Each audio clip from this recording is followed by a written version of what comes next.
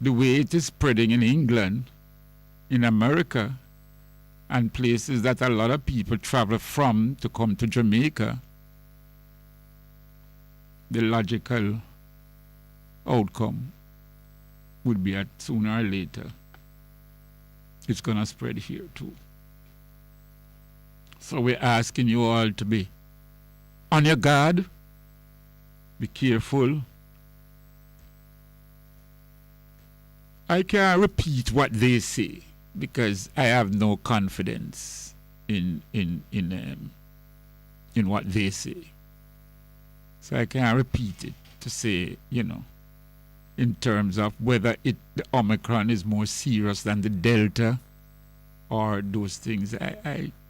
Or whether more people will die from the Omicron as compared to the Delta. Because they tell you that if you are fully vaccinated, then, your body is going to build up antibodies, and therefore you won't catch the disease. But every time a next variant comes along, you're something different. You need a booster, you need this, you need that. You just can't.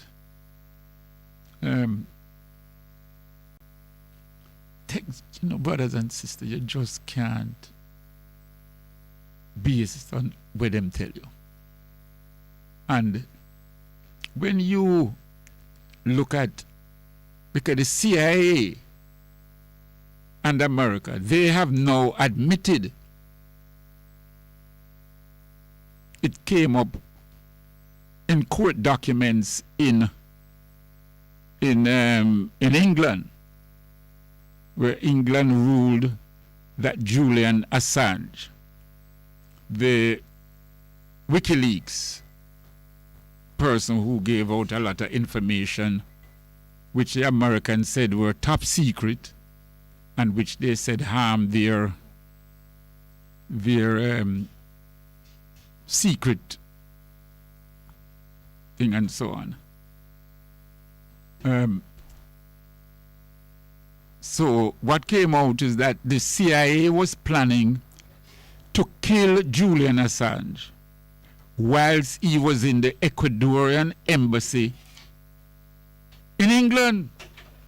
And they have now admitted to that. Yes, come in, huh? Just draw a chair and say, come right in. Push on there. I just mentioning. You just mentioning what? So, Sister Ketis, you know you can't come and just disappear like that. It's no secret that you're one of my favorite. Whenever I see you, the whole place light up. You know that. You know that. So you can't just come in and disappear like that. So you must bless us. You must say something. Brother Miguel. Nice. Yes. Yes. What a thing. Whether it's reasoning, Seasoning. whether it's seasoning is even more, because you are one of the best chefs on the planet. I'm telling you that. Yes, you mentioned seasoning, thing, so on.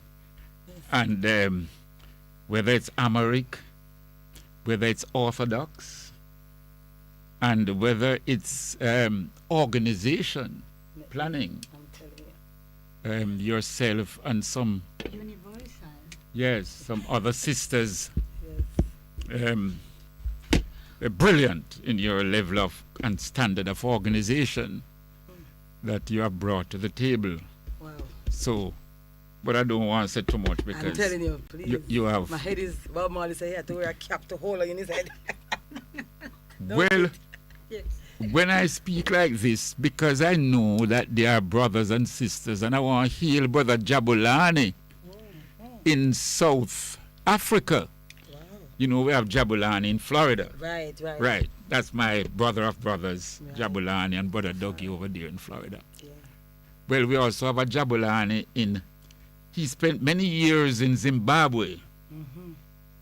And I understand now that he has gone over to South Africa, Brother down there, Jabulani. He has done wonders.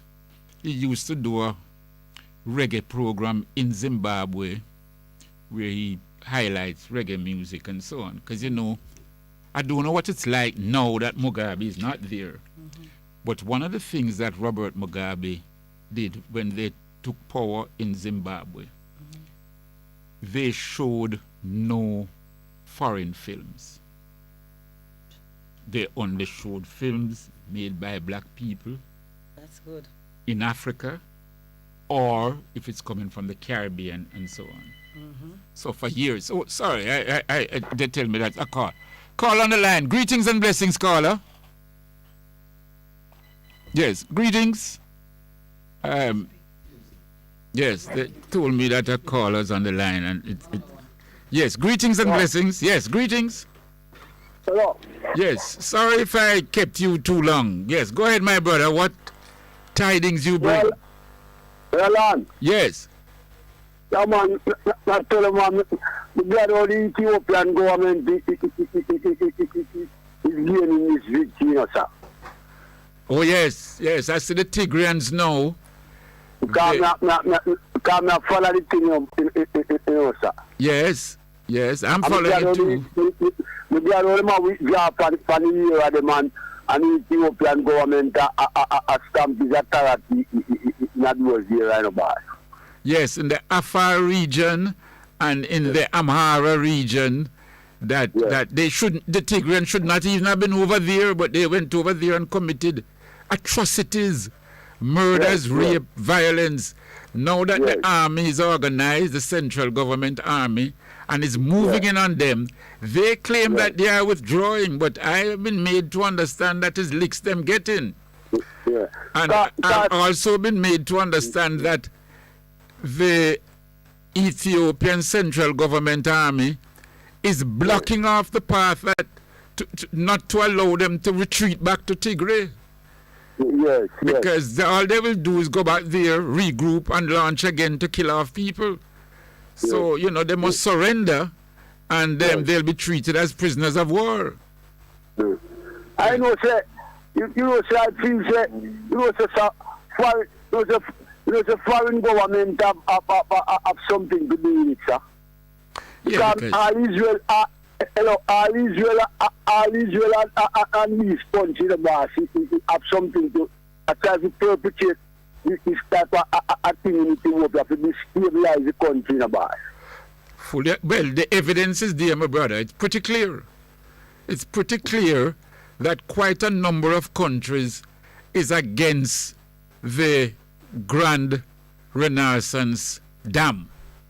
Even the United States, you know, sir. Yes, you know. And Egypt and all these countries, you know, from what Brother Glenn told me last week, that the Sudan government, led by the military wanta, not so much the civilians, but more the army people, they are against the dam also.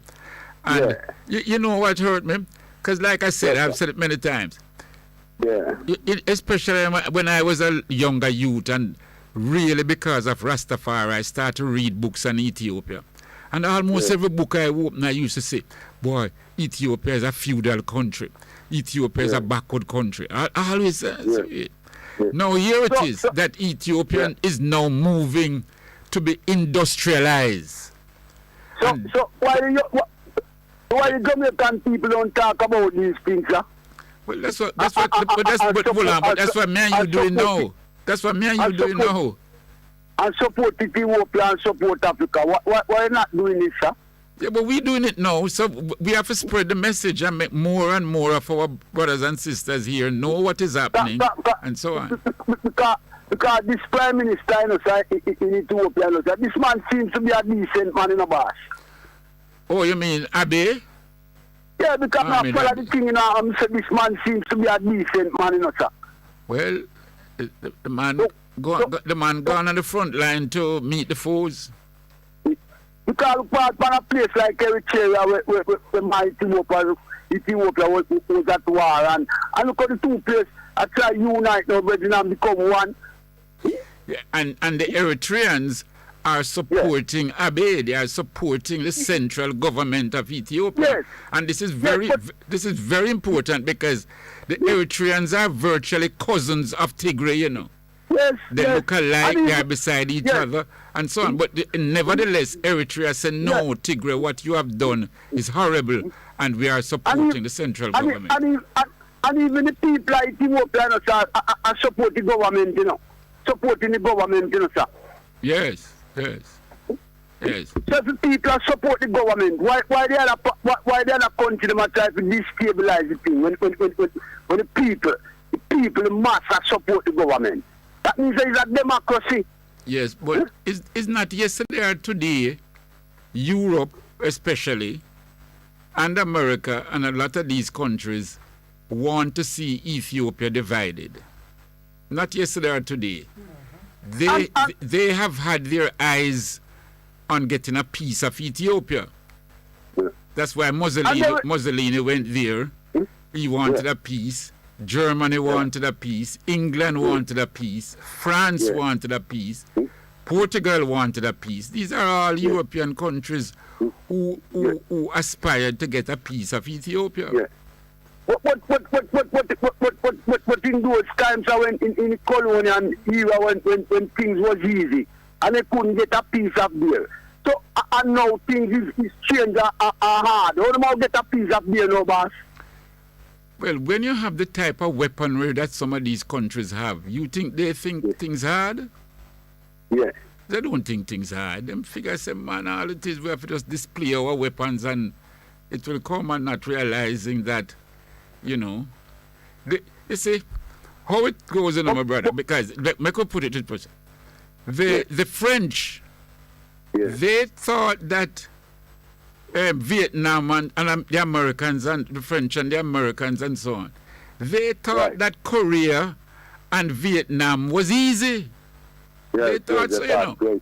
And them go down there with them napalm bombs and them go down there with all sort of things.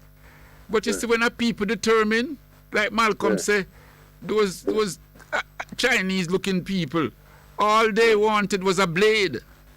Like Malcolm said, just give them a blade. And when darkness come down, it's even Steven. But even in Afghanistan, you know, sir, the people down there kick them out, you know. Yes, and not only that, what they have done now is the money which belongs to the Afghan people is being withheld by America. Yes, sir. That is what they do now. They use their economic influence. Because America do have that much economic power, you know. America is the most borrowing country in the world, you know. Their economy based on borrowing. So them vote the other day for increase borrowing by 2 trillion. That's what their economy is based on. So it's other people's wealth they live off. And similarly with Venezuela. Venezuela, Britain have nearly 2 billion worth of gold belonging to Venezuela, which America is telling Britain not to give to Venezuela. It's Venezuela money, you know.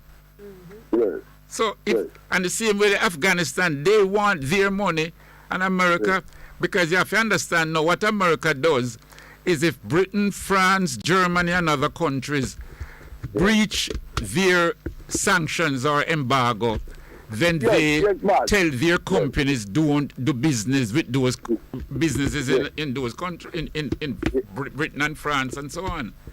Yes. Well, really, you know, sir, you know, I've no and I said the wicked Chinese them are my people, but you know, I'm not against them. But what I'm saying, America is losing out to the Chinese, you know, sir. Well, the reality of world politics, if most of the African countries do make arms, right, and if we're in a fight with somebody, we have you can't go war now with bow and arrow and spear and slingshot and them things. That them days are done. So you have to get arms from somewhere. So, you know, our brothers and sisters in southern Africa, they got arms from Russia when they were fighting the apartheid system, and we appreciated those arms. And so in these battles now, if we can get arms from the Chinese to fight some of the enemies that that want to come back to recolonize Africa, then I don't see nothing wrong with that, my brother. I don't see nothing wrong with that. but even right now, no, boss, what we see, although me not really said it, but the Chinese, because it's like the Chinese do more they have to come out than even US and Europe. Look how long them is there, sir, and all them to leave the place in a poverty. Well, at least the Chinese do enslave we and carry out the transatlantic slave trade like Britain and all of these countries did. So, you know. Yeah. But Mark, Africa must start to develop now where we don't have no masters. Yes. That is what we must aim for now. Whether the Chinese, Russian, American, we must understand where we are in the world. We must make our own weapons to provide for security. We must have our rockets going to the moon because cyberspace now becomes vital. We must build our own thing. You understand? It's but I say right now it's time for us to negotiate as one Africa, you know, boss. Not a Kenya, not a Zimbabwe, not a South Africa. Why can't we go and negotiate as one body, boss? Well, why can't we have one money? Why can't we have one flag for the whole entire Africa, boss? Why can't we have one airline? Why can't we have one airline? Why can't we have one education system? Why can't we have one football team? Why can't we have these things, boss? No, but it's one Africa. But you don't have to have one of all of these things to be united, you know. We can have, each country can have its own football team. But that don't mean that we are divided. What we need to have is, for example, now, and this is where the dam in Ethiopia comes in meticulously. The dam, the Ethiopians are saying that this dam will be able to provide at least 85% of the energy that Ethiopia needs. So we'll be able to move in an industrial era much more comfortable. And hold on, and on top of that, they will be able to export energy to at least 10 adjoining countries. So make we start with the 10 and 11. You understand? And it's so gradually the thing spread. Now there are other rivers in Africa that we need to build dams to provide energy also. And when we start doing that now, then now, African countries, Sudan have oil, Angola have oil, Algeria, Libya have oil, but we export all of this oil. When we start to process our oil now, ourselves, and provide, Nigeria depends on oil, and so on, then, so for example now, so those countries in Africa that don't have oil, we can export to them. And then those countries that have oranges, that have bananas, can export to other countries who don't have. So the famines that you see in Africa and the starvation that we see will gradually be averted. So what about economic, political, and monetary unions, sir? Well, that's why they get rid of Gaddafi, you know. Because Gaddafi was talking the language that you just talk. Sir? Yes, Gaddafi was saying that we need our own. US, like all the whole entire US, how much state they have one money, one currency, one flags, one everything. Why can't we have that? You know, please, it better boss and the resources who stealing out of the country like our resources are move every man for themselves and the money are take away out of the country. Yes. Out of half of the continent. Yes. And then every man for themselves in the boss and the money being taken away. You know. Billions of dollars being swindled away from Africa, gone a different country, gone bank in a bank over there, sir. And these entities have the cooperation of African leaders and a lot of the African guineagogs that cooperate with them in siphoning off the resources of Africa. Well, my brother, I give thanks for the call. I really give thanks, and we will. I like this level of reasoning and dialogue, and as we go along, that it is so that ideas will ferment and grow yes. and so on. So we give thanks, blessings and honor. Yes, yes. One love. Yeah, well, I'm not saying about is unification of Africa for all, you know, sir.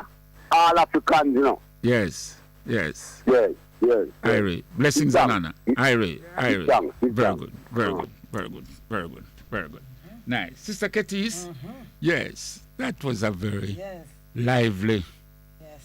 And I see you put in inspiring. the Garvey agenda, same way you forget everything self-sufficient.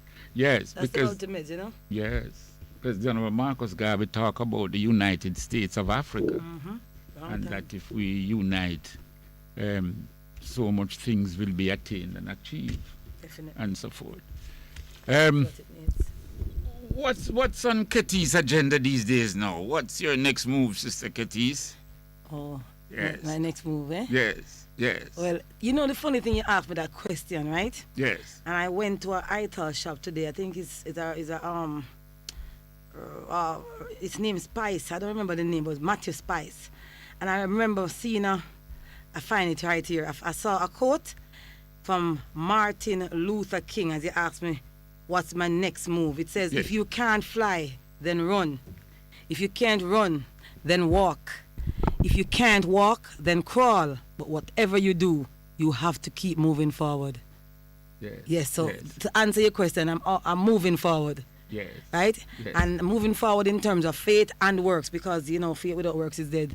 And we always have nation building on our minds and in our meditation and working on it as well. And we also have progressive agenda, because just as though you were talking to the caller just now about what Africa needs is really for us to get self-sufficient with everything. Even questioning the current educational system that has been around for centuries, you know? Creating our own curriculum, the black curriculum, Yes. our own agendas, our own health centers. This is something that we are behind time with. But I personally see this pandemic as an opportunity to get ourselves in order, that we're getting some extra time. Things that we never do before, to do it now. So get caught up in the whole pandemic and worry about this and that, and just keep working, keep moving forward. So that's the mission. Which is very, very good. Yeah. I look nearer to brass tacks now. I know that the pandemic stalled some programs. So in terms of, I know you're intricately involved, for example, in the basic school at the Orthodox Church. So how has that been going? Or that was one of the things stalled also? Well, it wasn't fully stalled because children were coming in like not full force class, Yes. in face-to-face to learn. Yes. And teachers also taught them via the online platform as well. So it wasn't fully stalled. But again, in my perspective, it's an opportunity to have, it's the Orthodox school, right? Yes. But it's still operating from the Ministry of Education's guidelines and curriculum. And for example, as an Orthodox church, we have always wanted to teach the kids like full Amharic on the curriculum, not just teach it like a side thing. Try to get it in the curriculum. As a main aspect. Yes. Like how they put English compulsory. It's an Ethiopian church. It warrants an Ethiopian agenda too, if I even part of it. So it's an opportunity now to really advocate for that. Because as you know... And as you say that, because I was speaking to my good brethren Jamaics today. Right. And Jamaics used to coach the football team at Haile Selassie High School. Right. And he says to me that apart from the name, there's nothing at the school that represents Haile Selassie.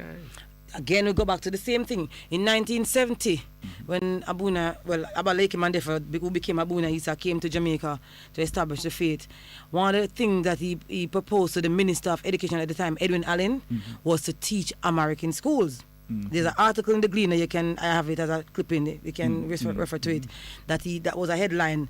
Minister says, time not yet ripe to teach American schools, right? That was 1970, you know. So that's 50 years ago. So we don't think time is ripe now. So time has been You ripe. can imagine where we would be now if that had started Of then. course. But what he had said though, what we never acted on, that's why I said we have to keep moving forward, is that he said even though the Ministry of Education was not allowing America on the school curriculum at the time, he said it could be taught in evening classes at the school. Nobody took it up. You understand? So therefore, sometimes when we have these backlog of things that we should have done, our goals, our vision, we should have actually become reality already. We have to just check ourselves and say, okay, we never do it then.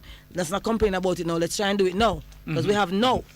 You know, as you mentioned about Haile Selassie School, there really should be an agenda, Ethiopian agenda in some way, for even the history. You know, they have a library down there recently, and there was an Ethiopian Orthodox priest visiting from England, touring the school, and he was asking in the library, do you have any books in here on Amharic or so? And they didn't have one.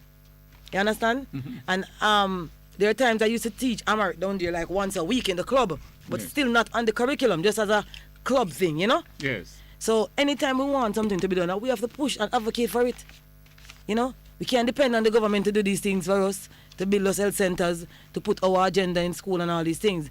And in 2014, the UNIA, in association with the Ethiopian Orthodox Church, successfully got through to have the Haile Selassie School motto changed to Amharic, which is learning for living. If you go down there, you'll see it on the wall in Amharic, Lenura Temar.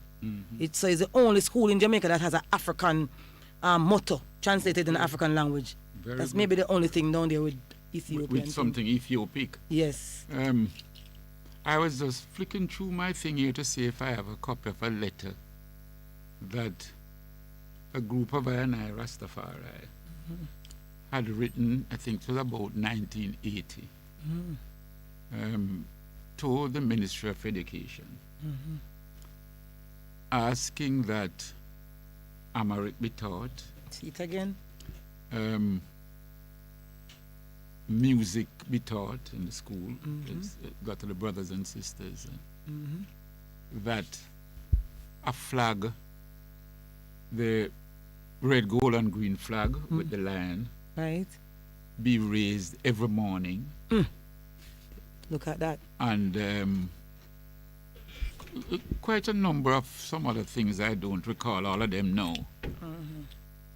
We wanted Rastafari to be on the board. Still possible? Still possible. And so on. We had, because we had some Amharic teachers who were in the Orthodox Church at the time, who were willing to give up their time free. So we wrote some of the things was accepted, and some was saying that we would have to work on. Right. But again, that was 1980. That's 40 odd years ago. You said the follow-up from 70 to 80? Yes. And now 40? And now 2021. And we're still asking about these things. So, but you can't have a school like that and it has no substance. And that is why I'm saying the onus is on us to hold them accountable. This is just like the ganja story. Just, you know about the ganja where even though the drug, they had changed, what you call it, adjusted the national drug addict, what's the act? Dangerous Drugs Drug Act. It wasn't being enforced. You know, what you even find... Even it was amended, yes, if it was amended. What I find is that whenever we do things, not just with our community, right? But generally, even in managing a company or somebody doing a business, it's a follow-up. Yes. It's the most important part of the whole thing. Yes. What some companies do, I've worked with corporate Jamaica, like say Grace Kennedy, as you know. Yes. And what I learned from there as a young girl was that when they sell their goods to the supermarkets island-wide, they don't send the salesperson to collect the money, you know. So you're the salesperson to sell Price Mart or Mega Mart. Them get a collections officer to follow up to collect the money. Because what chances are the salesperson might get familiar with the customer, the client or the great customer, and they might feel like they can owe them more than the 14 days credit that the company offers. So I'm just using that to say this. Sometimes when we making our plans and we wanting to advocate, we have to, if we're too busy to follow up, get somebody to follow up. Just deal with just follow up. That person must just deal with follow up. Nothing else. No answer on a phone call, no write no letter. So that person, we have enough time to follow up. So when you follow up now, you must get results. And from 1970, that's how we're taking responsibility. So when you take responsibility, you can solve the problem. We take responsibility and say, okay, we didn't do that then. We learn from that. All right? We're going to make sure that we see it through. And so the result come. You see it through because the follow-up get the thing done. Most business fail not because they never have a proper manager, so it's because it lack of follow-up. So in a way, but yeah, logically. Simple too. Yeah, Sounds simple. yeah. Because somebody they follow up, they on you constantly, you know. The person can be a nag, but guess what? They get the result. At the end of the day, the essence is to get the result. Let be okay to be called a nag. That's your job. You're being a nagger. You know what I mean? But you get it done. So, Brother Miguel, I think the mission is always alive and just need to fulfill and we'll keep advocating and everything when you say, we will still advocate for it and don't watch time because time is not, tomorrow is another day. I don't see tomorrow as Thursday. It's another day. Somebody say it's Thursday, society say, but it's another day. It's another day to do something and to accomplish and to, you know, do what you never do today. To be a better person. Yes, it's man make it Thursday, you know. Nature didn't make it Thursday. Right. Nature give you another day. Oh, you know the difference. Day and If a night. child, if you ask a child what tomorrow is and they don't know, they say it's another day. Yes. You know. yes. So, it's like, you know, I think we're coming, it's getting there. Everything is stages and we learn from the past to deal with the present and the future. You know. But we have to do it. Anything we are talking about, we never do, all the elders will never do this, we have to stop, say that and just get it done. We will, certainly. Yes. Nice. Well, the program can't kick off any better than that from you here, dear, with Sister Ketis, one of our internationalists that knows how to inspire. And for those who know Sister Ketis, if you don't go by veggie meals on wheels and eat some of her cooking, then you don't realize the extent of the palm of her hands. So you're still by Regal Plaza, Sister Yeah, Ketis. yeah, Yes. yeah. And how is the business going even during this troubled times? More people eating ital, would you say, natural?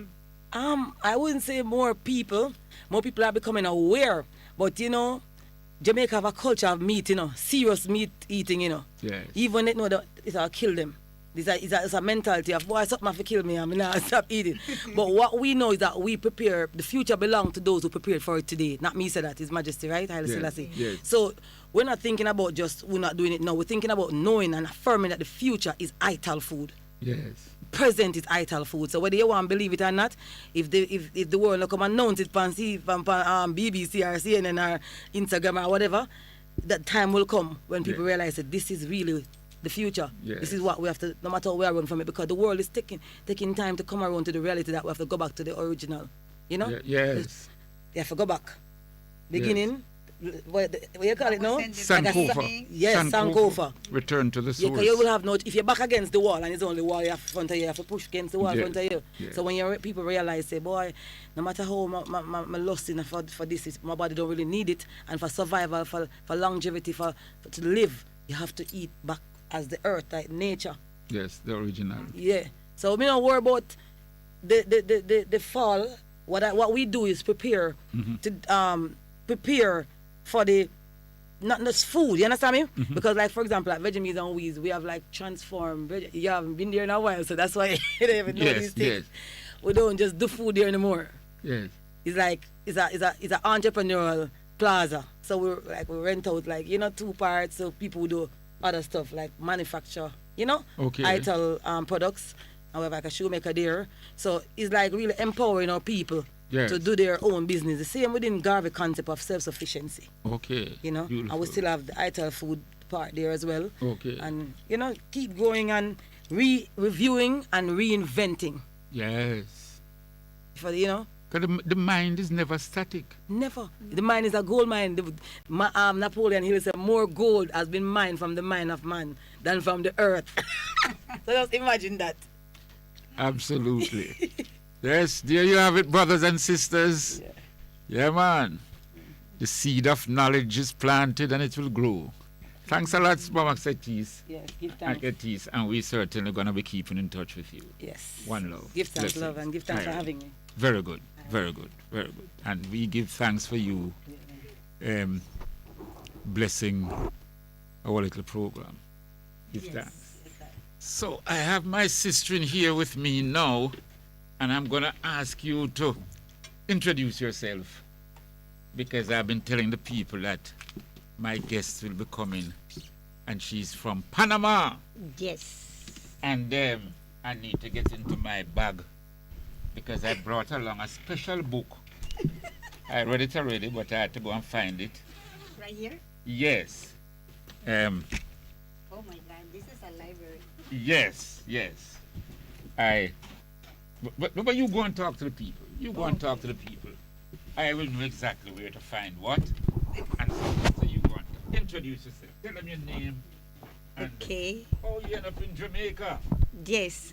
My name is, my original name, that my father and my mother, is Lisbeth Anayansis Perez. I'm a member of the Orthodox Church, which my name is Berhane Marianne, that means the light of the Holy Virgin Mary. So, greetings everyone, in the name of Xavier Amla, and in the name of His Imperial Majesty, Emperor Haile Selassie I, and Empress Wasiro Asfa Menend. Yes, as Brother Miguel said, I'm come from Panama. Actually, I'm the former president of the Rastafari Panama Alliance community. Actually, I'm the ambassador, international ambassador for the Rastafari Panama community. And I'm here in Jamaica since 1 year and a half. Coming, I call it the journey of the healing, Yeah. giving and receive. Yes. You continue. I continue. Yes. Yes. Why it is, and I've posed that question to our listeners already. Many of our early elders, Yes. Brother Leonard Howell, Honorable Marcus Garvey, Bedwood, Yes. Hibbert, Givers, yes. and so on, many of them went to Panama. Yes. Talk to us. Why you think they know take up themselves from Jamaica and all went to Panama? And Panama was, from the 80s, is the whole world know the movement, of the African people and the banana fruit company, the railroad and the Panama Canal. Yes. So, like for example, Marcus Garvey went to Panama in the 1910. That's when he left the island of Jamaica and come to Panama. And the first stop he do was in the work in the Panama Banana Fruit Company that is located in the Caribbean side, an island called Bocas del Toro, between Costa Rica and Panama. So, Hold on. You have to go slow with our listeners there now, because you just mentioned a name there, and persons were trying to rearrange the studio here as we get into some deep reasoning. No, you just mentioned an island. You said an island. yes. What's the name of it? Bocas del Toro. Slowly. Bocas del Toro. Oh, you spell that. B Uh-huh. O Uh-huh. C A S Uh-huh. T Uh-huh. O R O S. T-O-R-O-S. Like the mouth of the bull. Yes. Bocas del Toro. Toros. Yeah. All right. And that's a little island. Yes. That's a little island. Is it off the coast of Panama, or is it? And the Caribbean side. It's on the Caribbean Yeah, side. the Atlantic side. The Atlantic side. Because Panama have both sides, Atlantic and Pacific. And Pacific. Yes. That's the whole idea of the canal, brothers and sisters, to join two oceans. Let me take out my atlas here so that we can, as we speak, it becomes more graphic, right? Yes. Sister Berhane? Berhane. Berhane. Yeah.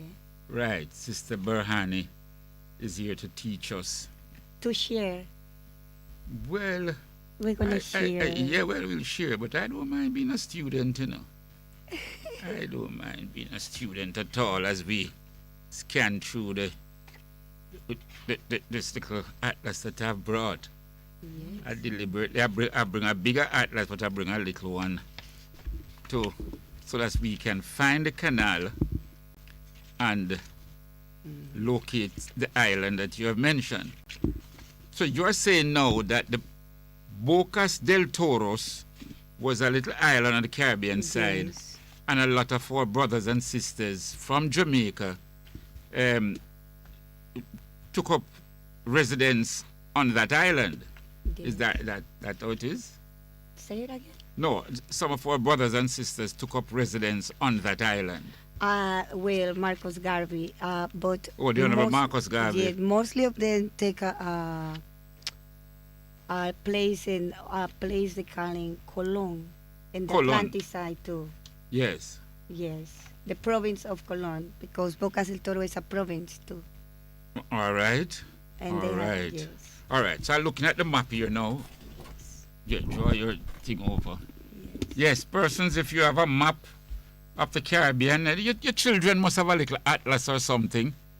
Or somebody, you can find a map on your phone, but the phone tends to be a little smallish. If you get an atlas, one of your children must have an atlas in the house, right? Yes, it will So- be easy to look for Panama and the map of Panama. You will look on the take map you- of Panama in Yes. Central America, Yes. right? So now, my question now, we have Panama right here. Yes. We see it here. And the canal now, the canal runs from the Gulf of Panama Yes. over to the Caribbean Sea. Yes. Not so? From the Atlantic to the Pacific to the Atlantic. Right. And we see, what's the population of Panama? 4 million? 4 million people. 5? Right.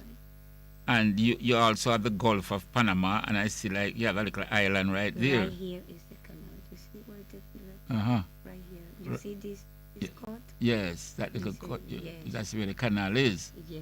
All right, so So brothers and this sisters, this is the canal now that they cut through the land. The land was there, right?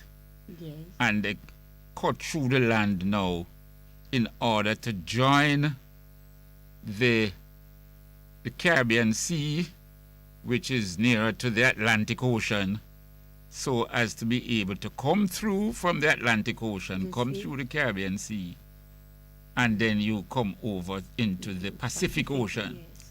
Now I see you're measuring from Kingston to Panama. Yeah, you can see It's it almost right a away. straight line, eh? Yes, exactly. Almost a straight line coming down. Yes. And this so is on. the side of Costa Rica. You have You Costa see it? Rica there, But you have there is- Nicaragua. This is Bocas del Toro is located right here. You see the mount? Oh, you see the islands there, Bocas. So it is nearer between Panama and and Costa Rica. It's in the border. It's at the because border. It's the end.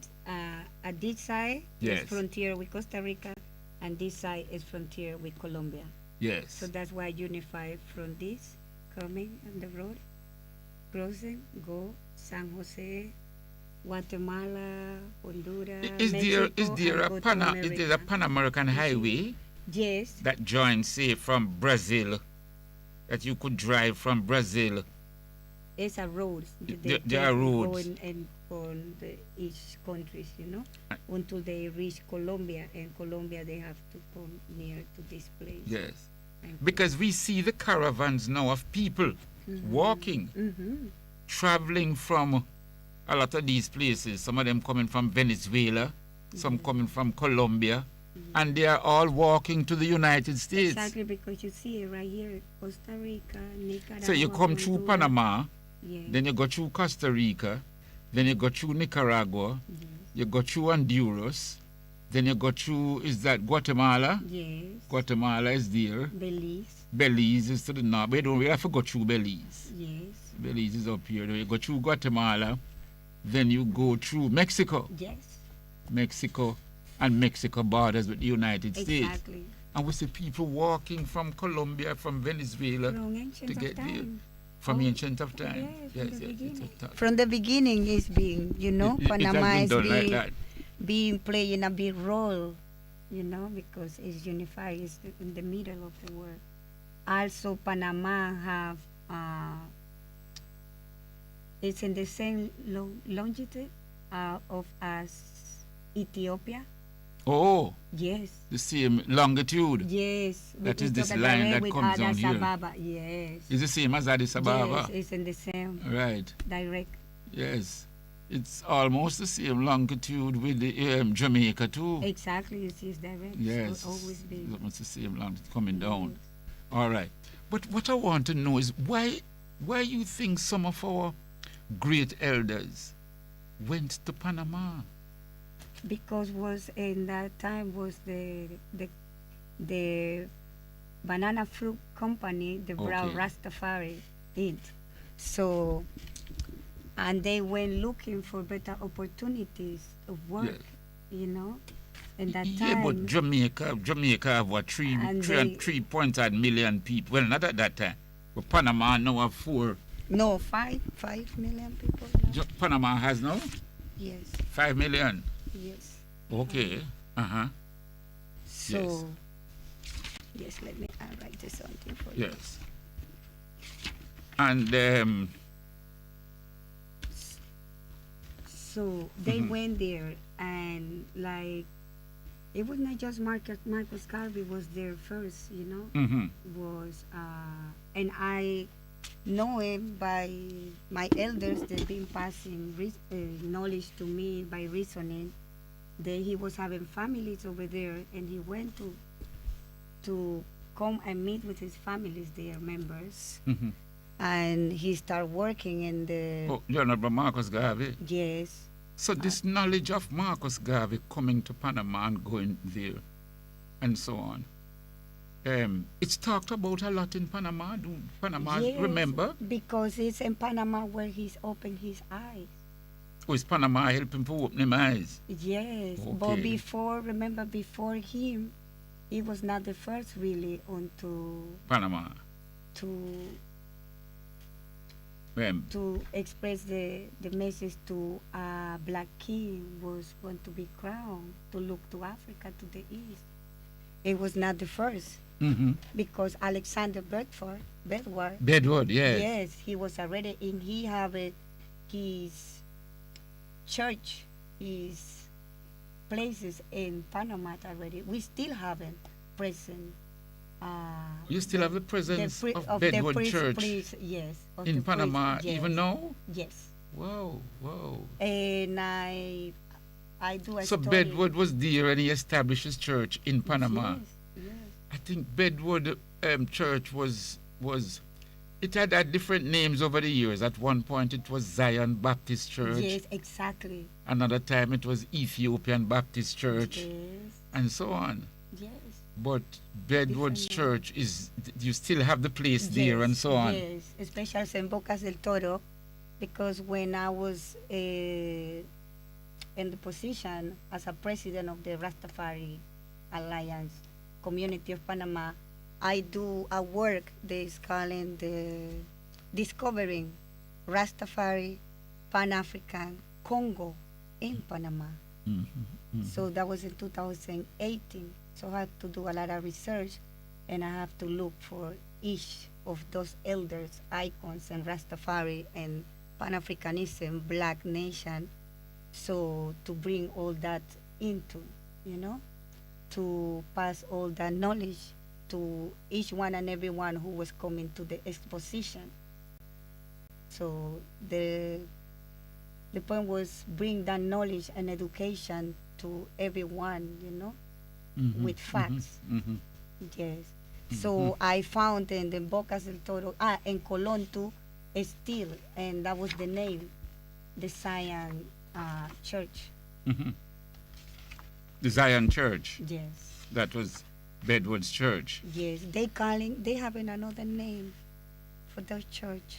Oh, they have a different name for it now. It was not Kumina, the other one, Revival. Oh, Revival. Revival Church. Okay. Yes, Revival Church. Uh-huh, uh-huh. Yes. Wow. I'm going through a book here now, which when I knew that you were coming on the program, that I wanted to write. For our listeners, because the people not seeing it, the book is entitled Black Writers in Latin America.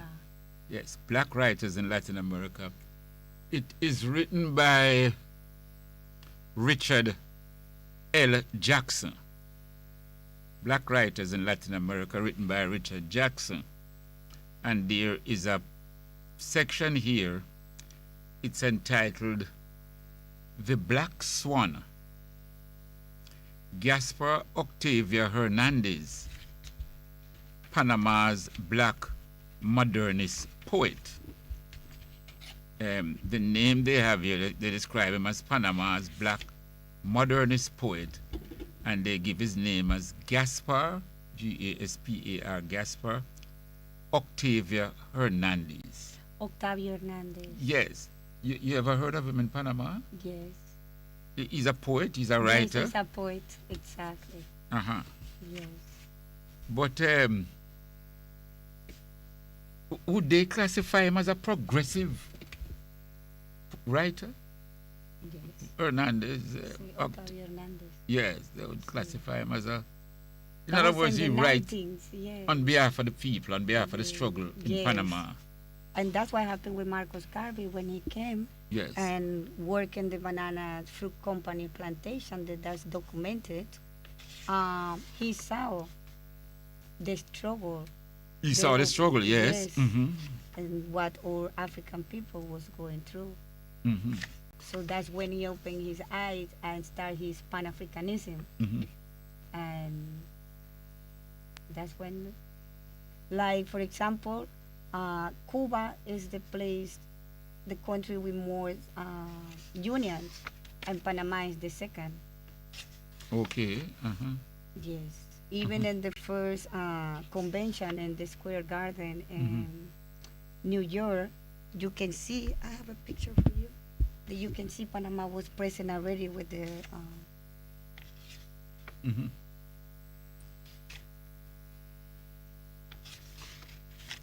Now, as you search for that now, there were also some other writers. Tell you of other black writers in the literary history of Panama. For example, I see you showing a picture here on the phone. yes, Yes, those are some Panama. that was in the Yeah. first convention that he had In Panama? you know, remember? In New York? Yes, You mean Marcus Garvey? yes, Okay, yes, that was a big convention. yes. Panama was already there Yes. All right, there are with some. the representatives. Oh, at that convention of Garvey, Panama had Yes, representatives there. already. All right, very good, very good. There are some other writers in Panama. There's one Jose Dolores Urelio. Urelio, probably is not me. Aurelio. Aurelio. Urriola. Aurelio. Yes, Jose Dolores Aurelio. He was known as the mulatto Aurelio. Mulatto. Mulatto. Mulatto that mean black. Oh, mulatto means black. Yeah. I see. Because when we say mulatto here in Jamaica, we tend to think of a person who is a mixture of black and white. Yes, it's a mulatto. Right. Yes, mulatto. So Aurelio was a mulatto? You know anything about him? No. All right. He lived between 1834 and 1883. Wow. That's interesting. Yes, they said he was a sharp-tongued improviser of satirical and epigrammatic verses. So apparently he was sharp, he was witty. Must be because in those times Panama went through a lot. It was the whole movement, you know. Yes. And it was a lot of what Marcos Garvey says in I call it the injustice, the unbalance, and the mistreating of our people. So Panama went through a lot. We have a lot, like we have in Jamaica, Nani. We have a lot of heroes, in Panama. warriors in Panama. Yeah, a lot of warriors. Yeah, Tell us some of them names. Like Even though it's in Bayano. Spanish. Bayano. You know Bayano? No, I don't know. That's why I say I'm a student tonight. We are both students. Yes. Bayano. Bayano Yes. is one. And from the natives, Uraka too. Yes. You know. What did some of these women do? Them fight like Nanny? This is a meant, but yes, of course, it was a lot involved in, like, women was involved too in the movement of liberation, for example, in Panama independence, because Panama is being independent from the 90s, you know. The 90s. Yes, early. The 90s, early. Yeah, because we independent from Colombia and from Spain too. From Spain, yes. Yes. Yeah, 'cause early. yes. Yes. We And there was a went time when they sort of twinned Panama with Colombia. Panama is beside Colombia, and for some reason they tend to just twin them together. They say like Panama was part of Colombia. Yes. The Great Granada. The That Great was- Granada, yes, Yes. that's how they call it, yes. Yeah. Yes. All right, another writer, Federico Escobar, 1861 to 1912. He was known as the humble carpenter. And some people referred to him as the Black Bard. Black Bard, like a writer. So, Federico Escobar. Federico Escobar. Yes. Federico Escobar. All right. You know about his No. writings?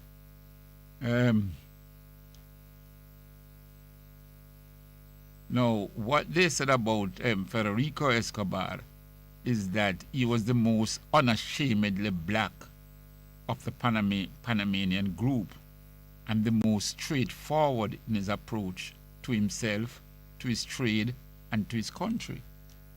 So apparently he was quite proud that he was black.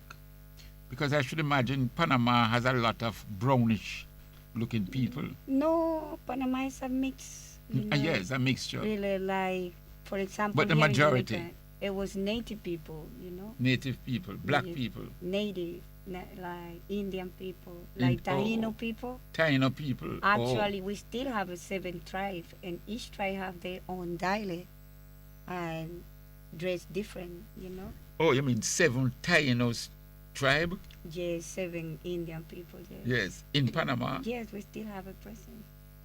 Oh, Mhm. and you're saying that each tribe have their own dialect? Yes. In other words, they have their own language. Yes. Right now? Yes. Okay. So, but Spanish is the main language spoken there. Yes. But even within the tribes them now, they have their own dialect that they communicate. Yes, exactly. Oh, so even if I know Spanish and I come there now with some of these tribes, I may not know what they're saying. Mm-mm. Okay, that's interesting. Yeah. That's interesting. Then there is Cristobal Martinez. Cristobal Martinez, known in literary circles as Simon or Simon Rivas. Simon Rivas. Simon Rivas.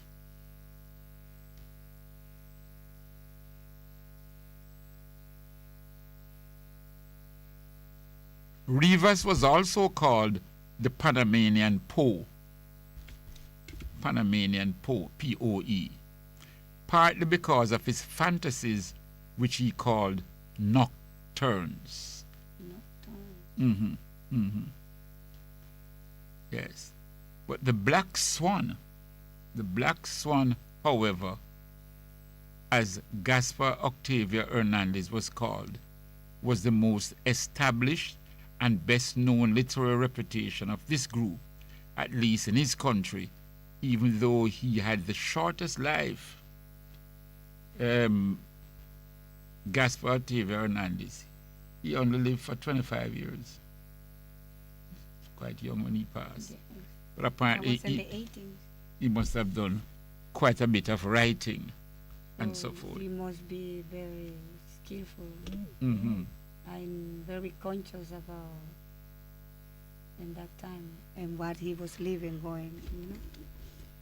Well, what had happened was now his son, Gaspar Octavia Hernandez's son, was the one who put together his father's works and had it published after his father died. So we are to thank his son for quite a bit of that. Continue the legacy. Yes, of their father.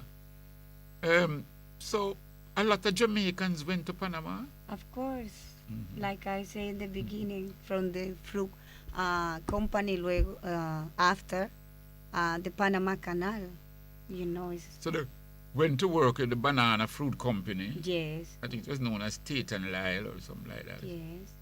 And then after that, quite a number of Jamaicans came there to work on the canal. Not quite a, it was a lot. A lot. A lot, and just not just Jamaica, Barbados, Martinica, all these islands of the Caribbean. Oh, they sent citizens Yes, to work on the canal in Panama.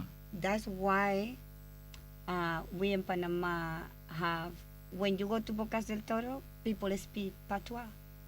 Jamaican patois. Yeah, people speak patois. All the whole island is the main language. And when you go to Colón, they still in the Caribbean side.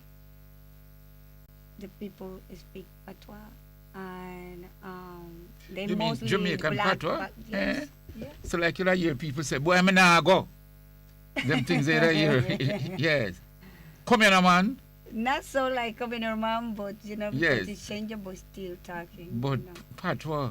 Yes. Yes. And we Wow. have another part in the Caribbean too. There's the Congo people. That's different from the Caribbean people. The Congo people now. The Congo. You mean they actually come from the Congo in Africa? Yes. So you had people from, well, a lot of us were brought out of Africa and then up here. Well, how did these Congolese come to Panama? As we said from the beginning, Panama always be in connection with Africa, Ethiopia directly. Mm-hmm. Because as I mentioned to you the other day in our reasoning, Brazil is one of the country with more African diaspora population, but Panama is the country with more kingdoms out of Africa. More kingdoms out of Africa. Yes, Panama have more representative of the different kingdoms of Africa. yes. Now more population, but different kingdoms like the Guinea, Oh. Mali, Like the what? Talking to the Guinea Kingdom, the The Guinea Mali, Kingdom, yes, the mhm. Congo. Actually, we still have the Congo Queen in Panama. Is a queen. in It's the a Congo. queen. Yes, So you have the Congo Queen, yes, and you're saying those Congolese people came from Africa, of course. from the Congo. So they are called Congo in Panama? Yes, Oh. they're the Congo people, Mhm. and they have time where they make celebrations. They have celebrations and so on. Yes, Um, traditions. They have their traditions mhm. from, The the celebrations beginning, and so yeah. that they brought from Africa. of course. Oh, the Congo people. Mm-hmm. So Panama is it's a place with a mix, the Mhm. Creole, how they call him, because it's Indian, Chinese, black. So it's a mix. So like for us, it's like all we have the three blood mostly, because they mix from the beginning. Mm-hmm. Mm-hmm. In Panama. Yeah. All right, so for those who just joining us, I'm speaking with Sister Berhane. She was a former president of the Rastafari movement in Panama, Yes.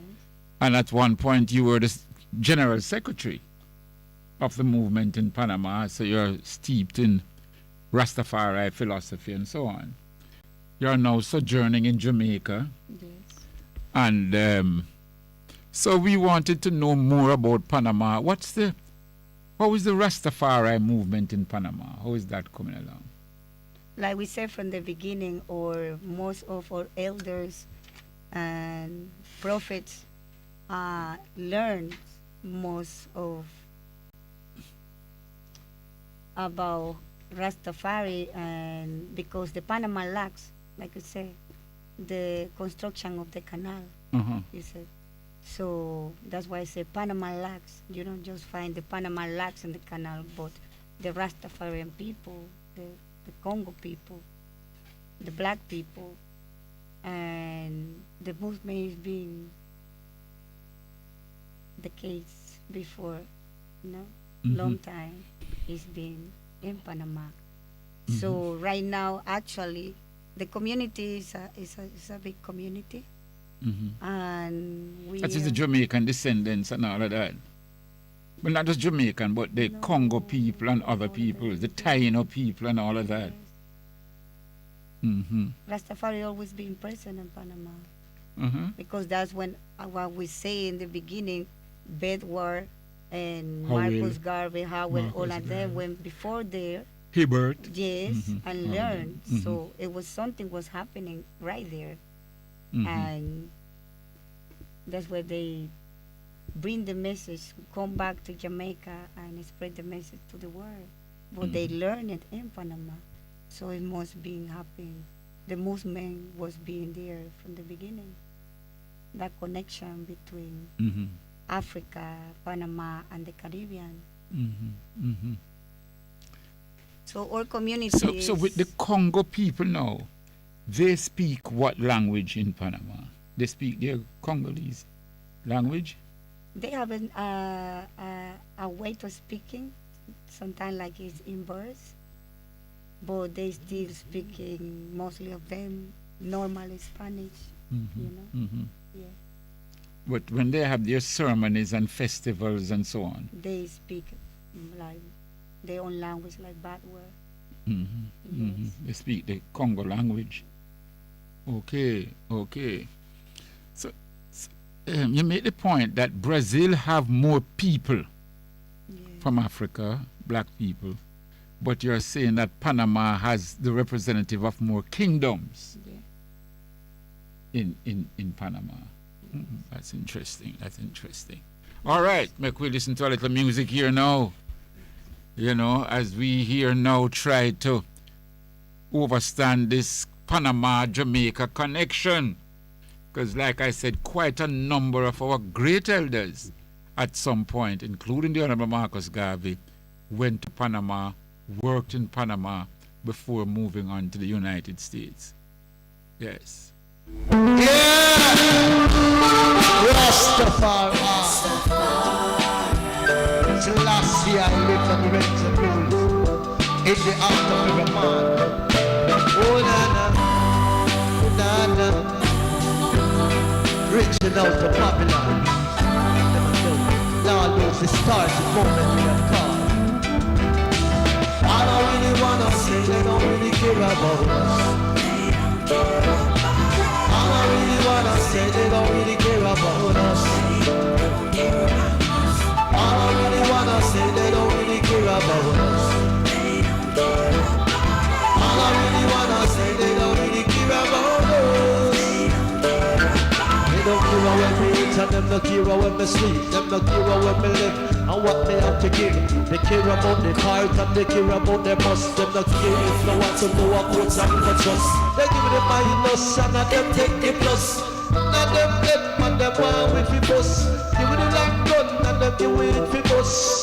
Now we have it at the 12th. All I really wanna say they don't really care about us. All I really wanna say they don't really care about us. All I really wanna say they don't really care about us. All I really wanna say they don't really care about us. They don't care about the children who's walking. They don't care about the children who don't go to school. They don't care about the children, they want them to be fools. But now I am here for the king's rule. Rastafari, this question I'm asking, when is it gonna turn? When is it gonna be for the kids to be free? All I really wanna say, they don't really care about us. All I really wanna say, they don't really care about us. All I really wanna say, they don't really care about us. All I really wanna say, they don't really care about us. They don't care about the people in the rural area. Don't care about the people in the Kingston corner. Yes, the youth them, I suffer me say boy, but them take them family yourself and them carry them go jail. Got them go jail and them can't get no bill. Them never give them no formal education. Now the youth them grow up and with the guns in the hand. Politics was their only persuasion. Now you see it, you can't take back the hands of time. Everyone man they walk a pure crime. Every turn man they turn a pure crime. All I really wanna say, they don't really care about us. All I really wanna say, they don't really care about us. All I really wanna say, they don't really care about us. All I really wanna say, they don't really care about us. Yeah, they don't care when me eat and them don't care when me sleep. Them don't care when me live and what me have to give. They care about the heart and they care about the must. Them don't care if they want to go and put some no trust. They give me the minus and I them take the plus. Let them head and them want with the bus. Give me the long gun and them do it for bus. Now we have it on the target. All I really wanna say, they don't really care about us. All I really wanna say, they don't really care about us. All I really wanna say, they don't really care about us. They don't really care about us. Natty Pablo, blessings, my brother. Give thanks, give thanks. So we have to care about us and care about one another. Yes. We're talking about Panama. We have our sister Berhani here with us. Now, Berhani, there are quite a number of countries that I have been to, especially in the Caribbean. When I go to countries like St. Vincent, they take me into some areas that says, look, this was an area whereby when our brothers and sisters, in some instances, when the ships were passing, I don't want to use the word slave ships, but ships were passing, many of our brothers and sisters jump overboard and swam to these islands and set up colonies there. In some instances, like in the case of St. Vincent, our brothers and sisters had overthrown the captain of a ship, Yes. fling him overboard, him and him whitey, Yes. sail the ship into St. Vincent, and they intermarriage now with the Toinas there, Yes. you know, and in some cases the Arawaks, and so build a community there.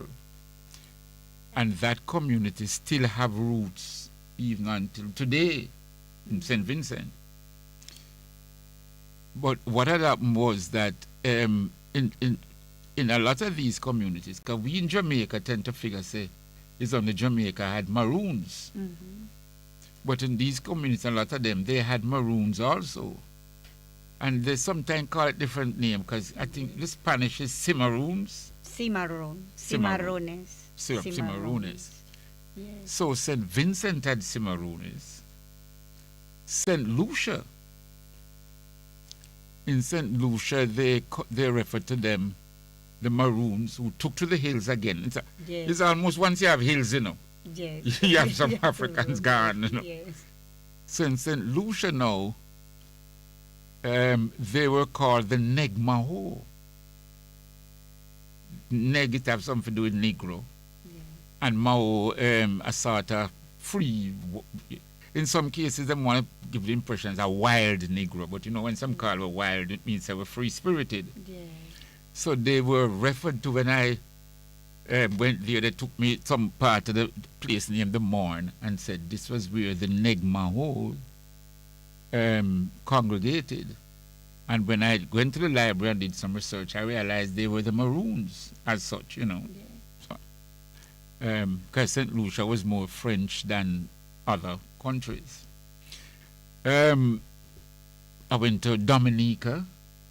They know them have some nice hills and some nice rivers in Yes, Dominica, rivers. Woolly Oh, River. yes. So, you know, once we have water and hills, A guy can't follow in them mountains. And because Niger was that, the waters, the rivers was like the waves. They traveling, they move, remember? They use the water to The move. water to, Yeah. as they come boarded all the African, all the Caribbean, the Atlantic, all the coast. And the river was the roads too. The rivers was the roads. All right. So same way in Dominica, and even to today, Dominica has a Carib settlement of Caribs from that ancient time. And you know, them teach us about the Caribs were warlike and fierce and brutal. And well, the settlement in Dominica, some loving people that I went there and see.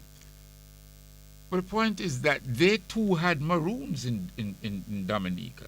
And I'm talking Dominica, the Commonwealth of Dominica, the Caribbean island, as different from the Dominican Republic. But almost all of these islands have what we would call Maroons. Exactly. And not just the islands, but the take for example Suriname.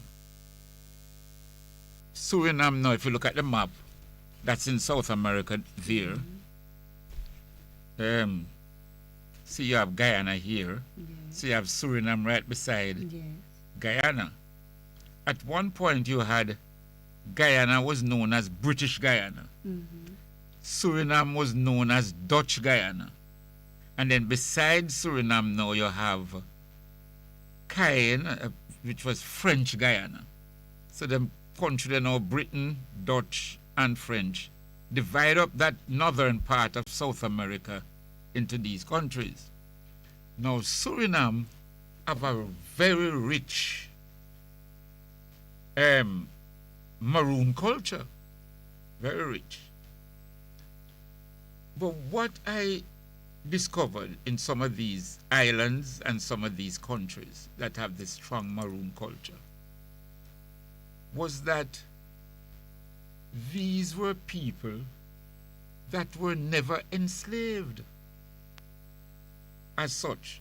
What I mean is that they came over on the ship, but the day the ship touched land, them gone. And many of them too, not just when they touch land, when they see land near, When them they see go land, jump. them jump overboard and swim come to that to the land. Yes. So they were never broken, as it were, and then take to the bush, and has been living there ever since. Yes. You had that in Panama? Yes, we have that in Panama too. That's why we say Bayano, and he was a strong warrior defending. Bayano. And the name of the river in the side right here, that between Darien and Colombia, this area right here, he defended this area, and he fight, with the Spains and in that time. Oh, but this area is called the Gulf of Darien. Yes. Darien. So that was named after Dorano, you think? Yes. So you said Dorano and these people. Bayano, sorry. So they when they landed, they took to the bush in Panama. Yes. So so you do have descendants of those people there in Panama today? Yes, today, yes. Yes, we have it. We still have it. And they are proud of their heritage? Of course. And that in Panama is so interesting because,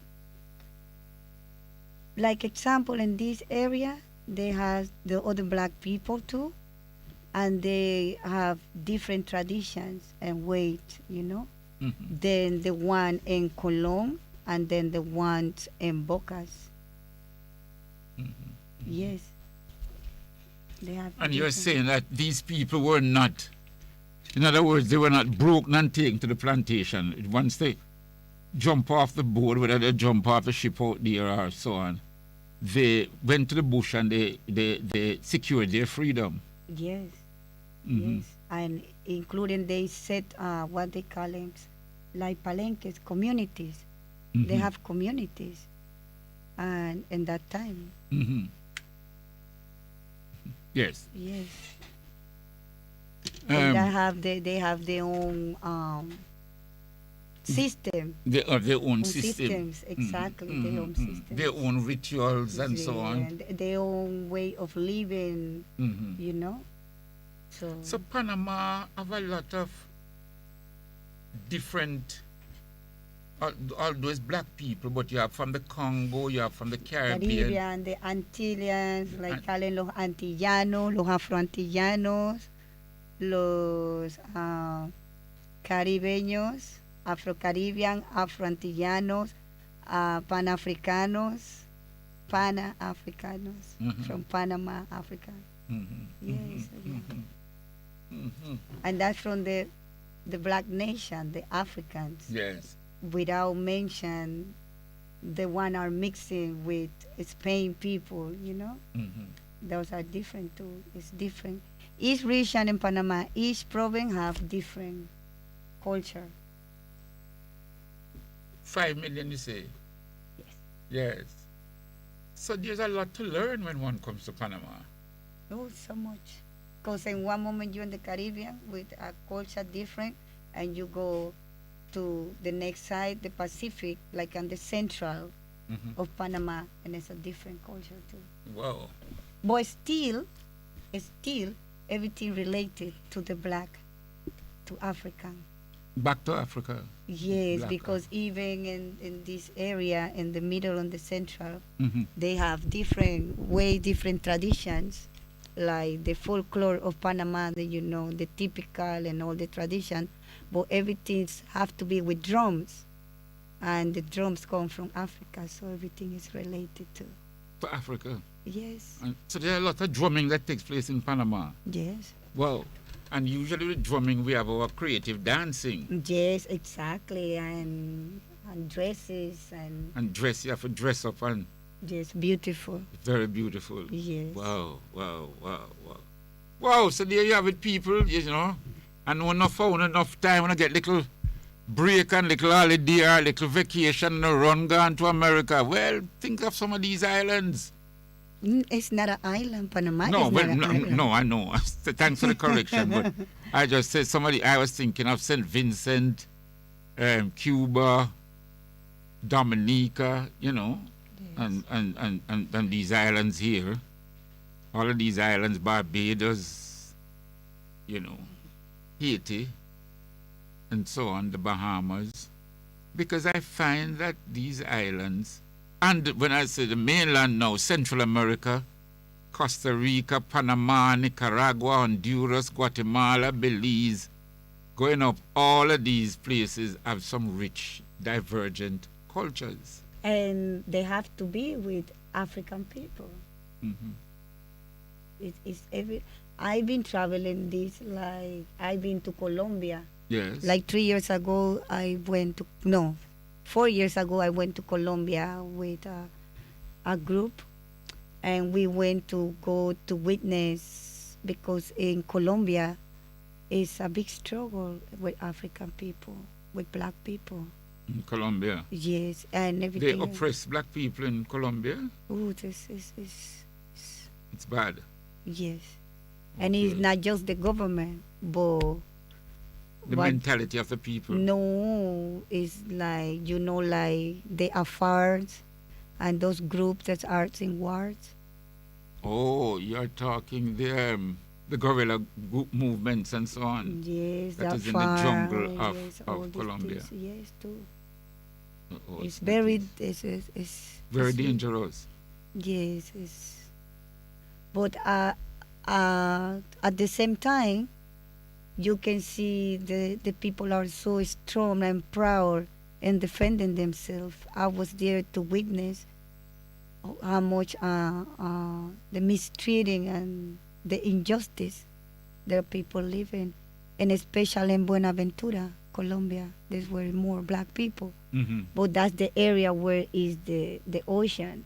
Mm-hmm. And we know the geographical positions. That's the Pacific Ocean. Yes. Mhm. So the geographical position of places have a lot to be with what is going on even today, even with Ethiopia, because the geographical positions. Mm-hmm. Mm-hmm. So in this area is like 3,000 families. It's still the houses like ancient times in the water. They have 4 posts and they building over the water. So they want, like the government and the big companies want to take all the people from that area to they keep in building their ports.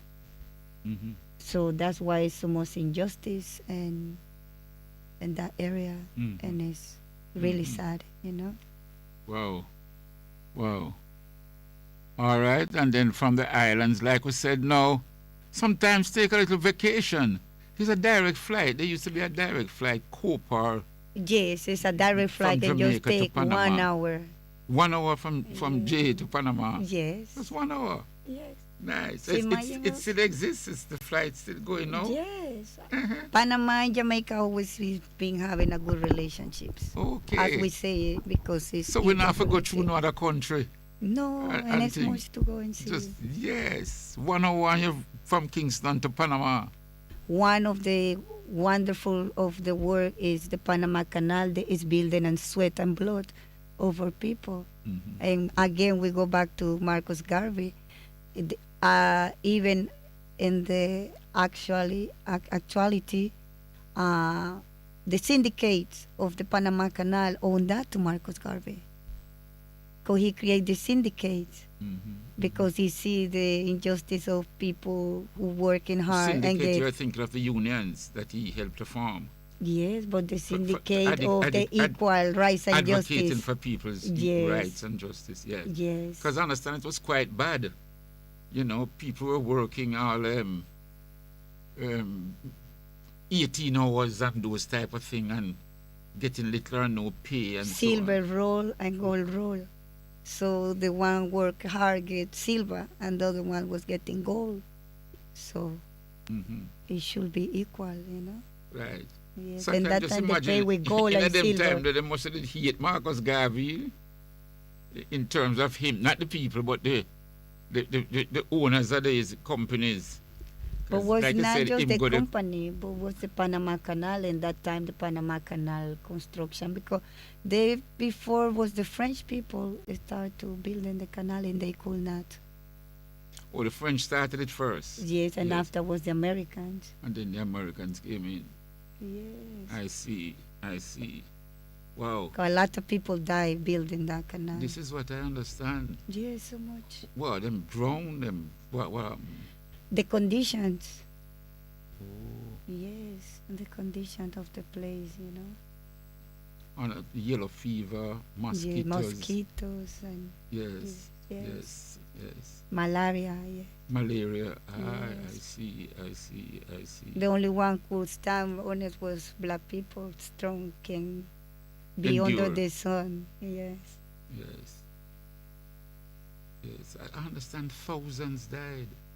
Oh, Yes, to build that canal. yes, and thousands stay in Panama after that. That's why we have all these descendants, you know, of Jamaica, Barbados, and all these. still Antigua and do- so on, that you still Yes, have so those. that's why so many of them back, but many of them just stay in Panama, and their families still coming because it was good. At the same time, to live there because it was what was going. In that time, it was the place. Panama was a place to come and make, you know what they say, better standard of life, working and so. But at the same time, was a lot of slave brought to Panama to work too. Mhm. Not just the people who emigrate to work, but all the slaves that was before there too. Wow. The Canal of Panama has so much story. You know? Mm-hmm, mm-hmm, mm-hmm, mm-hmm. Build My Nation. Nelly Star. And she is out of Dominica. Oh, Nelly Star. Dominica, the island, the place. Yes. Yes. Commonwealth of Dominica, the place. Dreadlocks, Rastafari. Yes.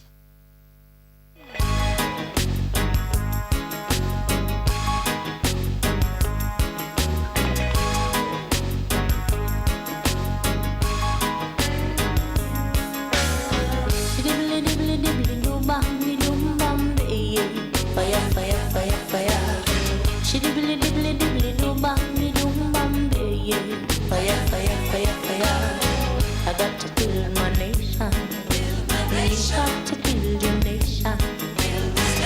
got to build this nation. That's why I got to build my nation. I got to build my nation. We don't want continuation of this mad confusion. We want total liberation. I got to build my nation. You got to build your nation. We got to build this nation. That's why I got to build my nation. Shiddibly dibbly dibbly doo bam yeah. Fire, fire, fire, fire. Shiddibly dibbly dibbly doo bam yeah. Fire, fire, fire, fire. Too many people they compromise. All the things they do are justified. But justifications are just substitutions for temporary redemption. Top rank of the polity. You sat your café, c'est manière diplomatique. Et patini, justification. With justice you fait aspect facial. So I got to build my nation. You got to build this nation. You got to build your nation. That's why I got to build my nation. Shiddibly dibbly dibbly doo bam yeah. Fire, fire, fire, fire. Shiddibly dibbly dibbly doo bam yeah. Fire, fire, fire, fire. Man them create for Babylon. Man them create for Babylon. Man them create for Babylon. But I only fear Jaja. Man them create for Babylon. Man them create for Babylon. Man them create for Babylon. But I only fear Jaja. Mundi, la terre a tombé. Mais moi dit, elle a pas brûlé. Some may say that this world is dying, but I say man didn't create the Babylon. Man didn't create the Babylon. Man didn't create the Babylon. But I only fear Jaja. So I got to build my nation. I got to build this nation. You got to build your nation. That's why I got to build my nation. Shiddibly dibbly dibbly doo bam yeah. Fire, fire, fire, fire. Skibidi dibby dibby dibby doo bam yeah. Fire, fire, fire, fire.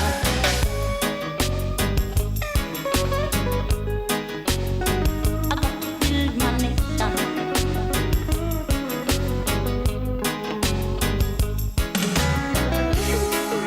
Some say this world is dying, but I say this world is crying. You say yeah, that the children are not suffering, but I say, hear what I say now. Babylon create Satan, Satan create Jah. Jah not free for no one. That's why I never fear I'll be right. And I say, hey, Mr. 50-50 man. I say, hey, Mr. 50-50 man. So what you going to defend Mount Zion? You are afraid of another man's judgment. Fire, fire, fire, fire.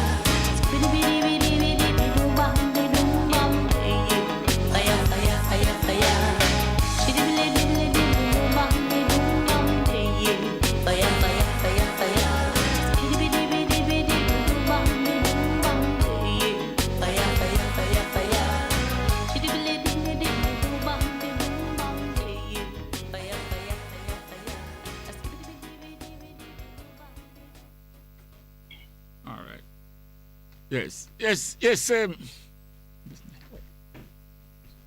Number 10. Yes. All right. We're gonna call you back. All right. Yes. Get the We're number call there. you back, okay? Yep. Please answer. We're just doing a little connection here. We're gonna have Young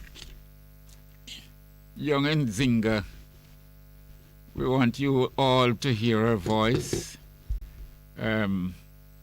She's still in the hospital, but she's coming along nicely. She's in good spirits.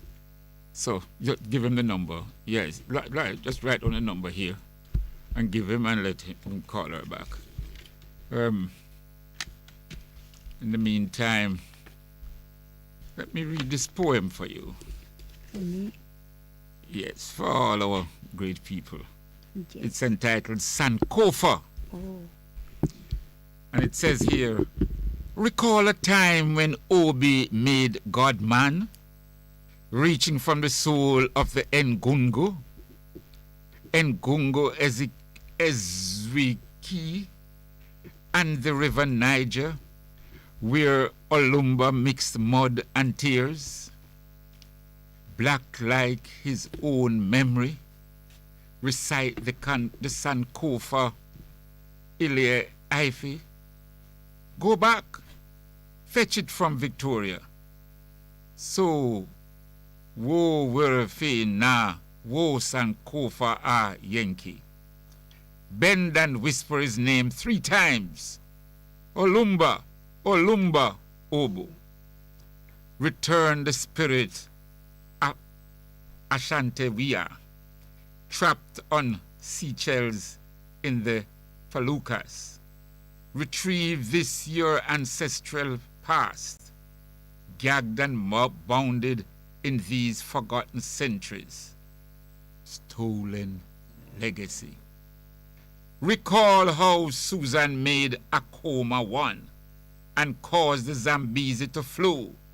How the Ohine and Niwa protect all. Go back, fetch it from Pasha.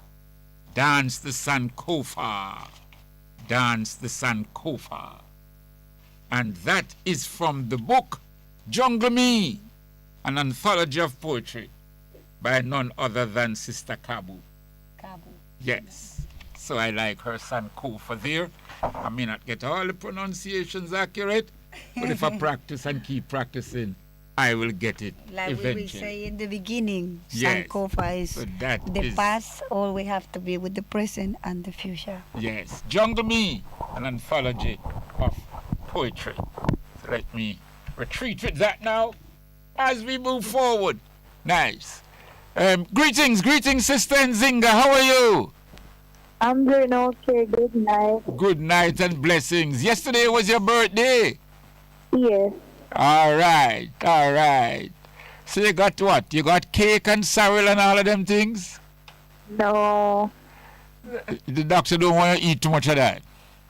No, they're not accepting things outside the family. All right.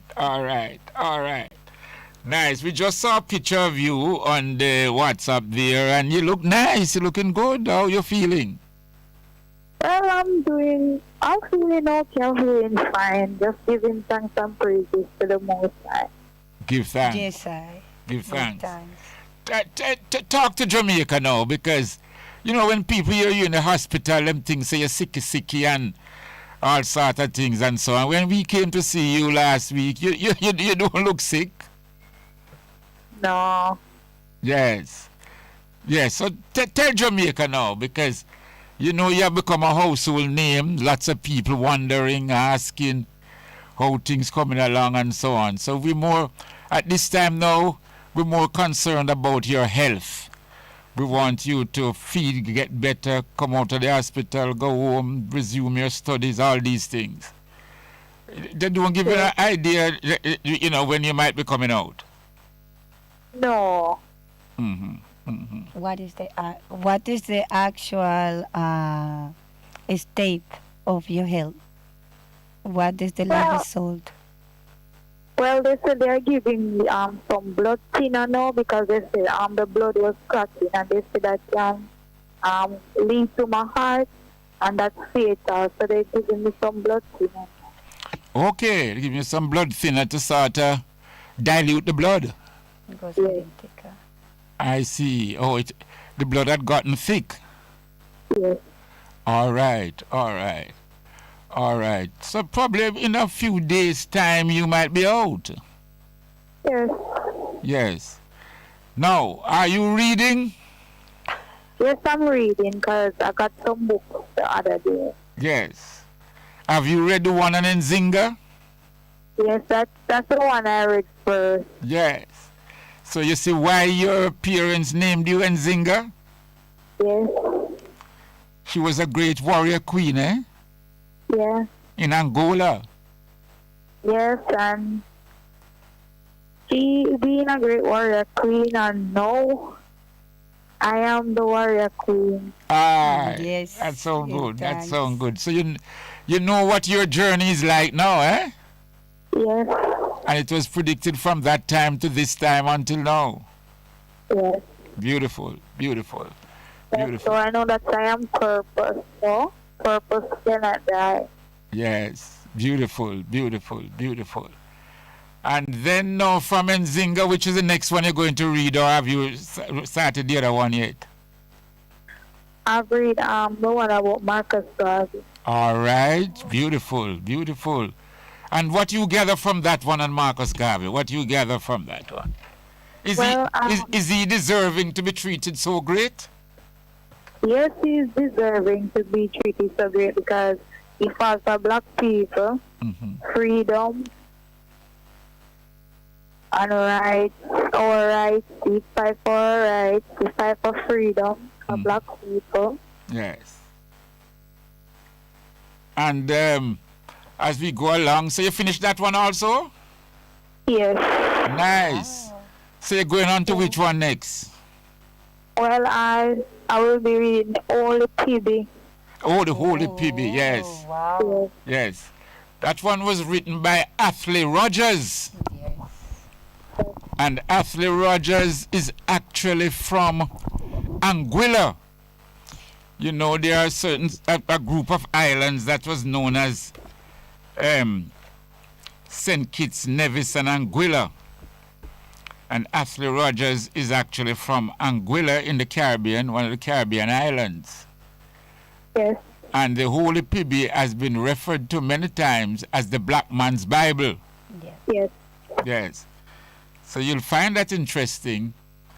And Very interesting. yes, there is a prayer in it. There is a prayer in that book, which is similar to the prayer that we say at Nyabingi tradition.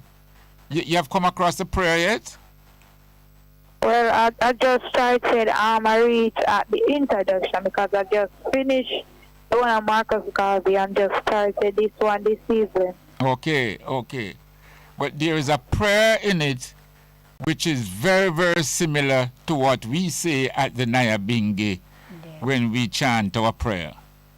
So you're going to come up on it and so on. All right.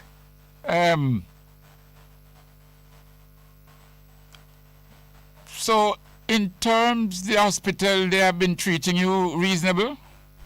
Yes, I've been treating me reasonable. All right. And you get to take your little walks and all of that and do your little exercise? Well, sometimes, not all the time. And now persons are walking off the wall, they're going away. So now they're not letting anybody out again. Oh, persons have been walking and going home? Yes. Oh, so they don't want nobody come out to the ward? No. All right, beautiful. So for all those listening, the one who just joined us, this is the program Bitter Sugar. Brother Miguel Lorne here, and we have as my co-guest here Sister Berhani, who is actually from Panama, and she has been teaching us about Panama.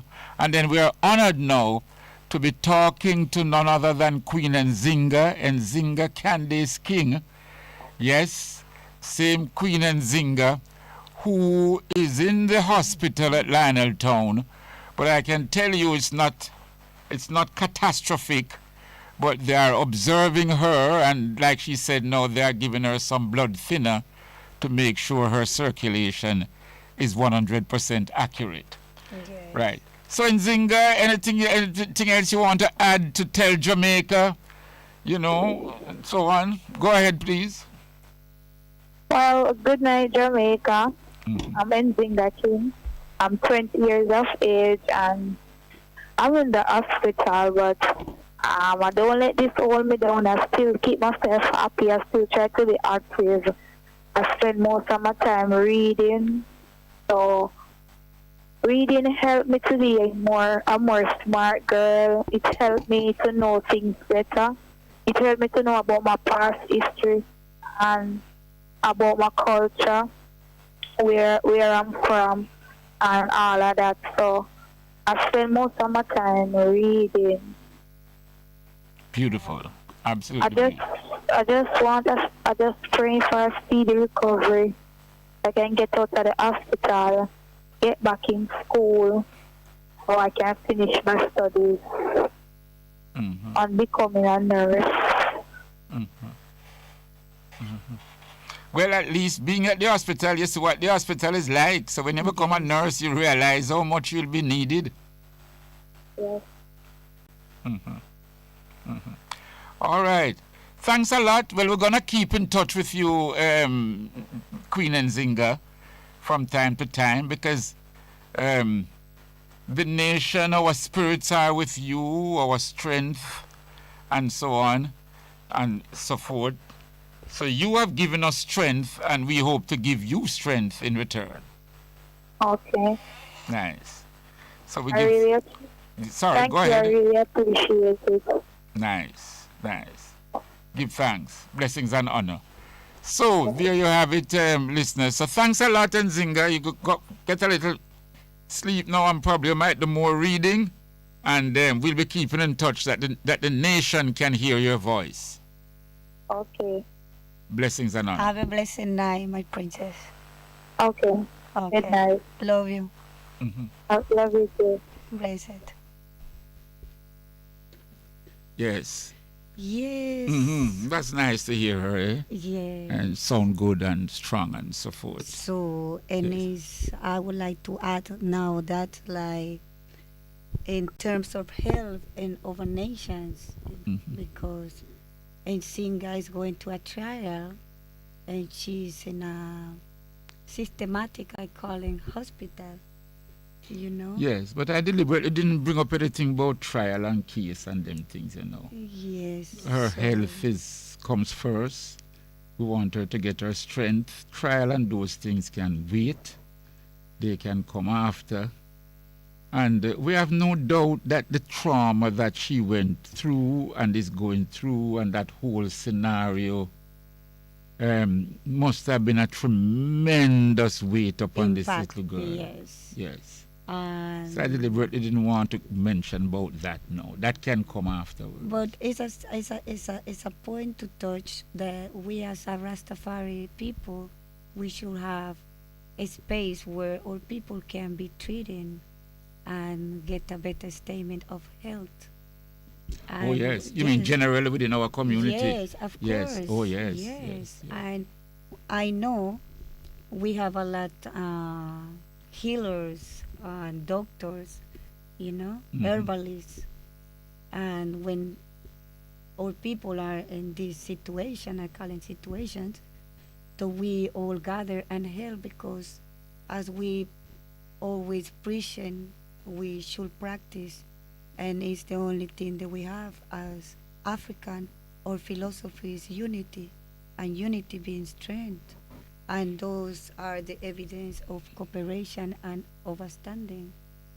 And there's a part of our creed Of course. which says that let the hungry be fed, the naked be clothed, the sick nourished, and the aged protected. and the infant cared. Cared for. Right. So that covers a pretty wide gambit, and consequently now wheel that into what you have just said now, that we need to take care of many of our elders Yes. who pass because of neglect. Neglect. Sometimes some simple little things, some simple medication, if you had gotten the treatment early, it could make a big difference. Yes, it's very important. Mhm. That's part of my path life as a healer, herbalist too. And that's what in movement, you know, to look for betterment of our people. Mm-hmm. And as you said, taking care especially of elders, because they taking care of us. They take care of us when we was little. Yes. So Yes. and We have a duty now. and they paved the way for us today to stand as a free people. I can be more free right now, but the cause of my ancestors and all my elders. Beautiful, beautiful. You mentioned to me at some point that they were building a monument, Oh, or there's a project to build a monument in Panama. yes. Tell us about that. Yes, it was this time black in the not the minister but of the black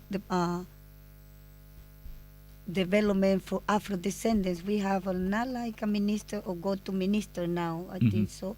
And the government of the development of Afro descendant people, we have our own space in the government. The little by little is being, growing. So in a time was one who represented that he was looking for the project to develop a monument. That I remember he said a tear. They remember the blood and the sacrifice of all the people who work and build in the canal of Panama. Oh, so they plan to build a monument. I don't know at this point with all these 3 years we're gonna be now and the COVID. Okay, because So many of COVID. things are being, But they want to build a monument to those who died in Yeah. building the canal, and To they wanted to represent, represent the blood and the tears. yes, That and the sweat the being. yes. I don't think a lot of people in Jamaica realize how many people died, in building that canal. Yes. You want to give us an idea about how much people roughly, what do you know? Oof, was a lot. There's a lot. Thousands of people. Thousands died Yes. building that canal, and that would include quite a number of Jamaicans also. Yes. Mm-hmm. Yes, and from all over the Caribbean Yes. and Africans. Yes. I'm looking inside the chat area now of our program, and it seemed like some of the people listening, it looks like Spanish to you if you look at some of this here that looks Spanishish, eh? Sister, you see it here? You're looking at the screen? Yes. This Let look me like see. Spanish. Some people are listening. Let me see. Uh-huh. Yes, Barbara. Nadia, Eddie, that looks Okay. Spanish.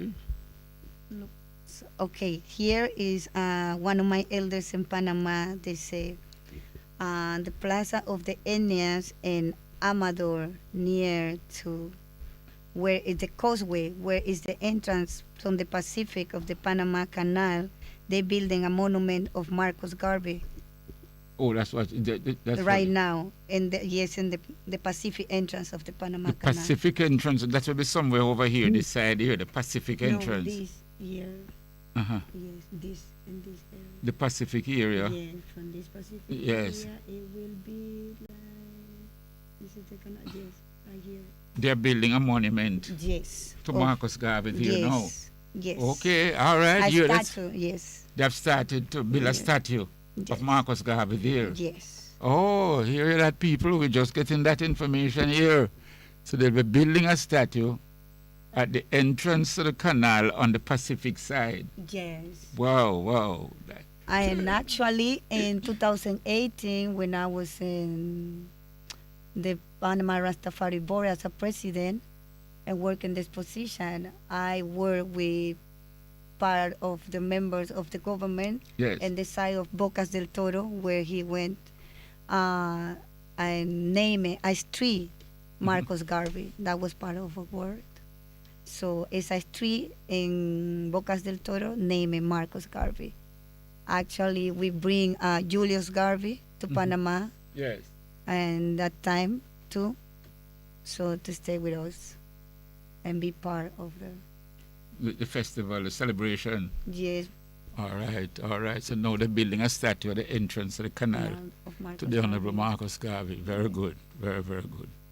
Very, very good. As we move along, brothers and sisters, we thank Sister Berhane for coming along, Let me talking put to us. it- yeah. You're looking at some of the, Yes. Yes. Uh-huh. All right. Right, right. Well, yes. To tune in on YouTube. All right. So it's Brother High Tower, listening from New York there. Give thanks, my brother.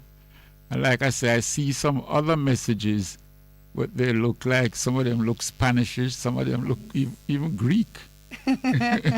So you see, it's the diversity and the experience is what it brings. You know, the multiplicity is the experience. Yes. So very, very and good. that's why we should do everyone experience or mystical spirituality and journey by traveling and know more about our stories. Beautiful. Yes. Right. Those who want to call and ask any questions of my sister here with regards to Panama and so on, because it certainly sounds like a melting pot of ideas and cultures and and so on, a symmetry of all of that. And probably that is why people like Bedwood, Marcus Garvey, Holy, Duncan, Howell, Bedwood, yeah. all of them went to Panama at some point. You can join us, you can call us, 876-619-1508, 876-279-8473. So Bobby Marcus, you tell me you couldn't get through last week. Yes, we can take your calls this week and put some emphasis here on our Caribbean people, our Central American brothers and sisters, Panama, Costa Rica, Colombia, as you know, Jamaica has had an influential role. Rastafari is uniting our brothers and sisters all over the Caribbean, all over the world. And so, dear, we want to link up and we want to know more. I hope I can come back and we have an expansion. Oh, yes. Definitely, because a lot of what you have said here tonight, I didn't know. And, the whole idea of having a radio program is to bring knowledge. And the whole idea is to let our people know what other people are doing in other countries, what we are doing here, how does it connect there, and how the worldwide revolution will take place. You just say the worldwide revolution. We live in an era of cyber, robotic, satellite, solar engineer, artificial engineer, and the question on the table is who is human and the dignity. So it's very, you just say that in this time that we live in, and to really meditate and know and be conscious and aware in which era, which time we are living, because it's real. You showed me a picture on your phone of the Queen Mother. Tell our listeners what that picture is, what it represents, and who is that Queen Mother that you showed me, looking so majestically queen. The Congo Queen of Panama, from the Congo. From the Congo. Yes. And she's wearing a crown, ain't she? Yes, she's wearing a crown. Alejandrina Lam is her name. The Congo Queen in Panama. Yes. But she looks very regal, very majestic, and so on. Yes, she is. I know. Yes. So that was at a ceremony that they had there, or so they're honoring her. Oh yes, we honoring her. In that time, in 2005, we have the first Hispano-America summit, Rastafari summit, breaking language barrier, because it's a lot of information is missed. Because the language, yes, especially the Hispano language. So this was in 2005, and you can see this Bongo Tani, over elder from the Nyavingi ancient order, and Bongo Chefa. So they're on either side of her. Yes. These elders, Brother Sheffer and Bongo Tane, had gone to Panama 2005 Yes. and they were participating in the Congo Festival. No, it was in the Rastafari Summit, and she was invited to be honored by us. Oh, she was invited to the Rastafari Summit Yeah. and was honored by you all. But she looked very majestic, looked Yes, very she regal, is. very dignified, very Yes, glorious. she is. Yes, give thanks, give thanks. All right, so let us understand the law, no?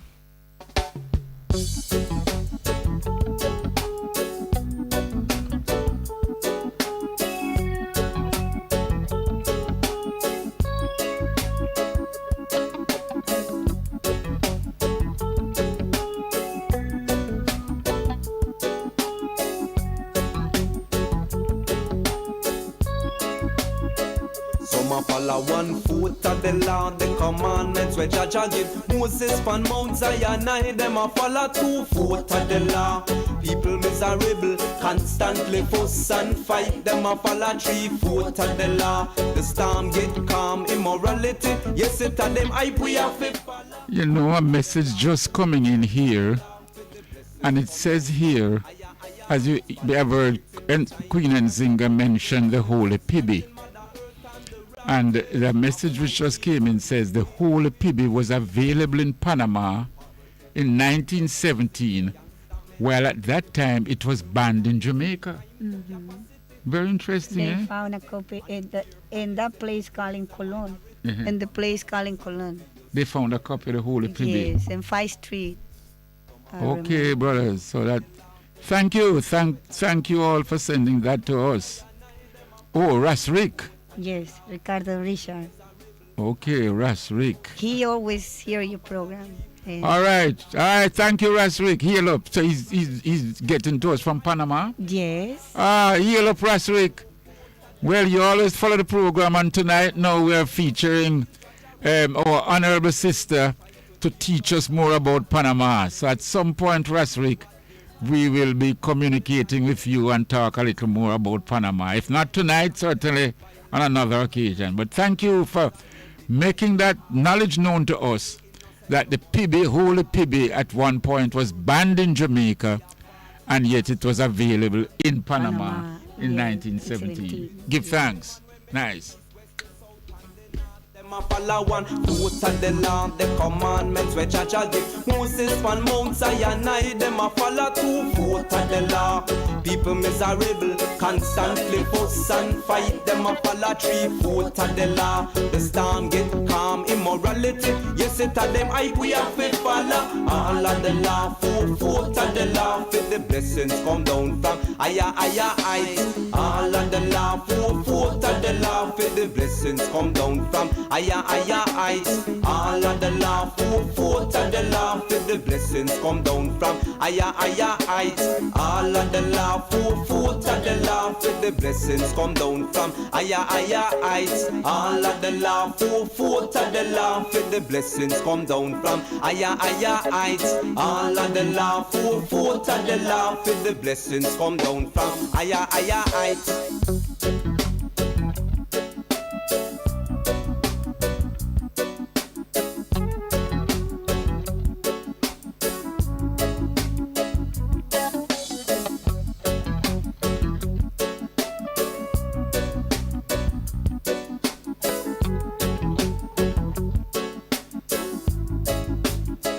Some a follow 1 foot on the law, the commandments where Jaja give Moses from Mount Zion, them a follow 2 foot on the law.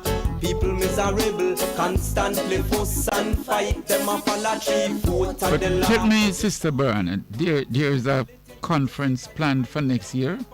Yes. Tell us about it. Next year, my elders That's 2022. yes, 22 in May, because in May is the Black Moon in Panama. Is the what? Black Moon, the Black Acne Month. Okay, May is the black, you celebrate Black Month in Yes, Panama. Yes. So next year, May, what you'll be having in Panama? The kingdoms of Africa is going to meet in Panama.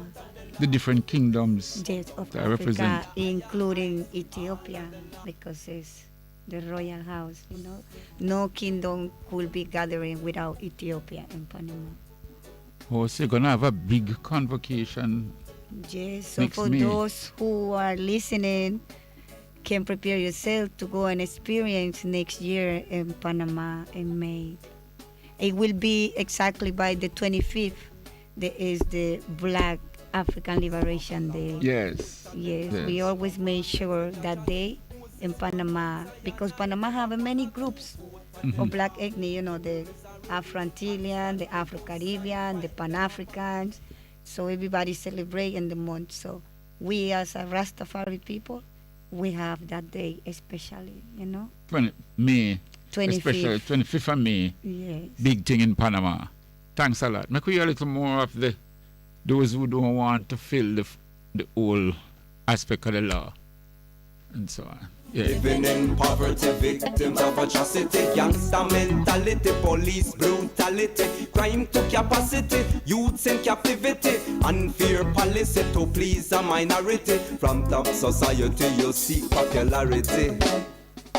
Some a follow one foot of the law, the commandments which I give. Moses pan Mount Sinai, them a follow 2 foot of the law. People miserable, constantly fuss and fight. Them a follow 3 foot of the law. The storm get calm, immorality. Yes, it a them hype we have to follow. All of the law, 4 foot of the law. Till the blessings come down from them a go feel judge a wrath. Wicked Babylonian try to tear us apart. Stiff-necked fools, they forget what they're taught. Workers of Belial, Satan from start. Defile them actions, them defile them thoughts. Defile them hands and them defile them heart. Defile the innocent, you must get caught. Iniquity works, man can't be a part. Last shall be first and the first shall be last. Oh, you fit this, the man will make the east, west, the south and the north. Them a follow 1 foot of the law, the commandments which I shall give. Moses from Mount Sinai, them a follow 2 foot of the law. People miserable, constantly fuss and fight. Them a follow 3 foot of the law. The storm get calm, immorality. Yes, it a them hype we have to follow. All of the law, 4 foot of the law. Feel the blessings come down from higher heights. All of the law, 4 foot of the law. Feel the blessings come down from higher heights. All of the law, 4 foot of the law. Feel the blessings come down from higher heights. All of the law, 4 foot of the law. Feel the blessings come down from higher heights. All of the law, 4 foot of the law. Feel the blessings come down from higher heights. All of the law, 4 foot of the law. Feel the blessings come down from higher heights.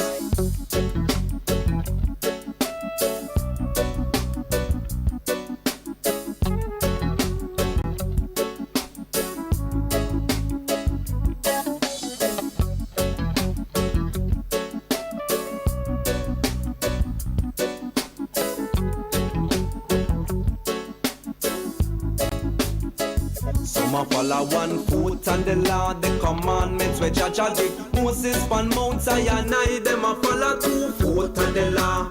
People miserable, constantly fuss. Nice. That's Dub Core. Dub Core telling you don't follow part of the law, you have to follow the fullness of the law. Greetings and blessings. One love. Greetings and blessings to you, brother Miguel Lorne. Give thanks. Greetings and blessings to your guest. Yes, give thanks. He's Sister Brahani, yes, he's telling a blessing. Brahani. Blessings, Sister Brahani. Give thanks. Greetings, my brother.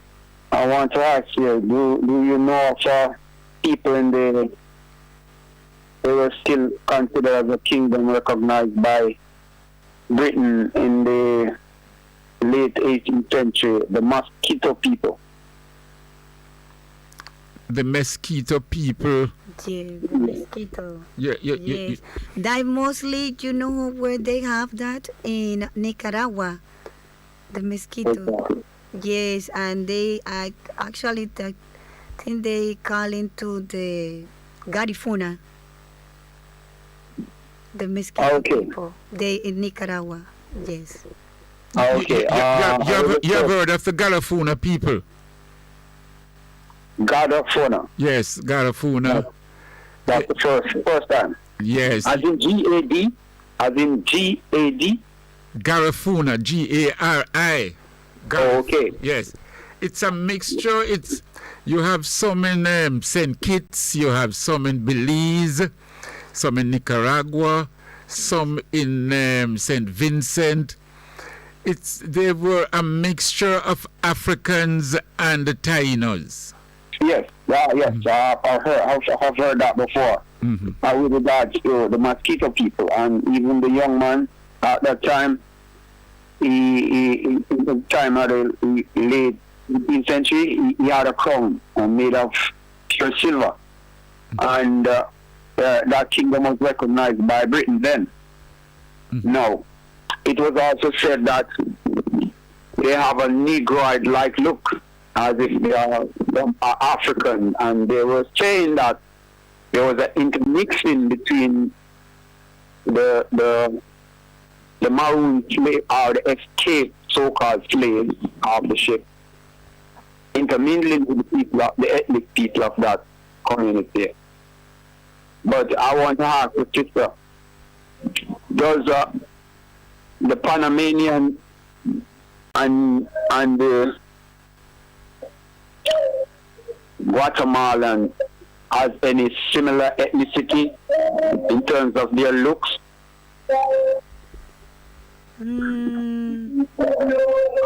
Have you ever been to Nicaragua? No, I really never met a Mosquito people from Nicaragua, but yes, I met different tribe. I share with different tribe of what we call in the natives one in Panama. Yes. I'm referring to the natives because of a truth, there's a book. Also, Ivan Van Sertima wrote a book also. You know, Ivan Van Sertima from formerly died now. He was a professor for anthropology and history from what was that? Oh, God. It's referring to the book They Came Before Columbus? Exactly. That very book. Yes. It actually shows that people likened to the descendants of Africans were here before Christopher Columbus came here and saw people. Of course. The whole place over here was colonized. So was the Aztec, the Maya, and the Incas. Yes. The Aztec, the Maya, and the Incas.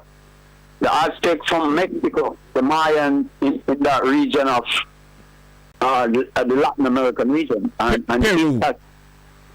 Peru and adjoining areas. Yes. It is said and recorded, and there is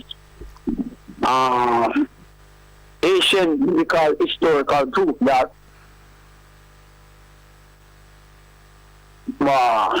let me see now.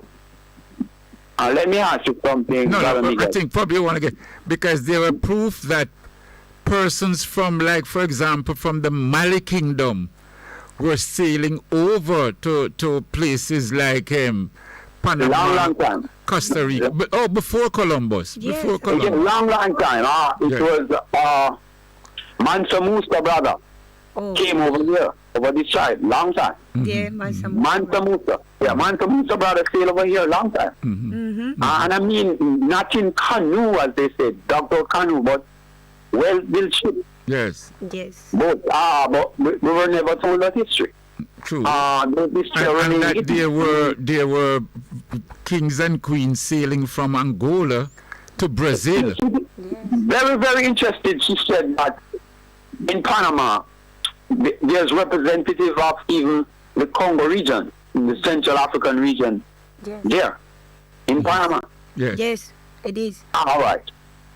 It is said because you have biblical anthropology that shows us that when the children of Israel, particularly the 10 tribes, the northern kingdom, which is capital Samaria, was taken away by the Assyrian in this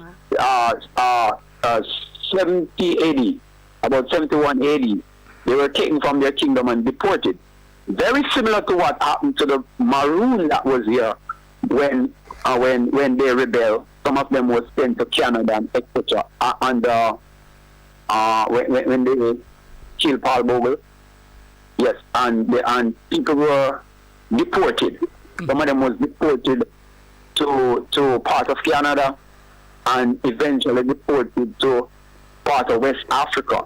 But very similar thing has been happening to us, let me put it clearly, to us, when we were located geographically in that area before the Noahic flood called the Garden of Eden, which is now called the land of Israel, which is a little portion that is occupied by the Ashkenaz, the Sephardic so-called Jews, and the Khazar people that saying that they are Judah. But scripture from the prophet show that the Jews and the kingdom of Judah are really black.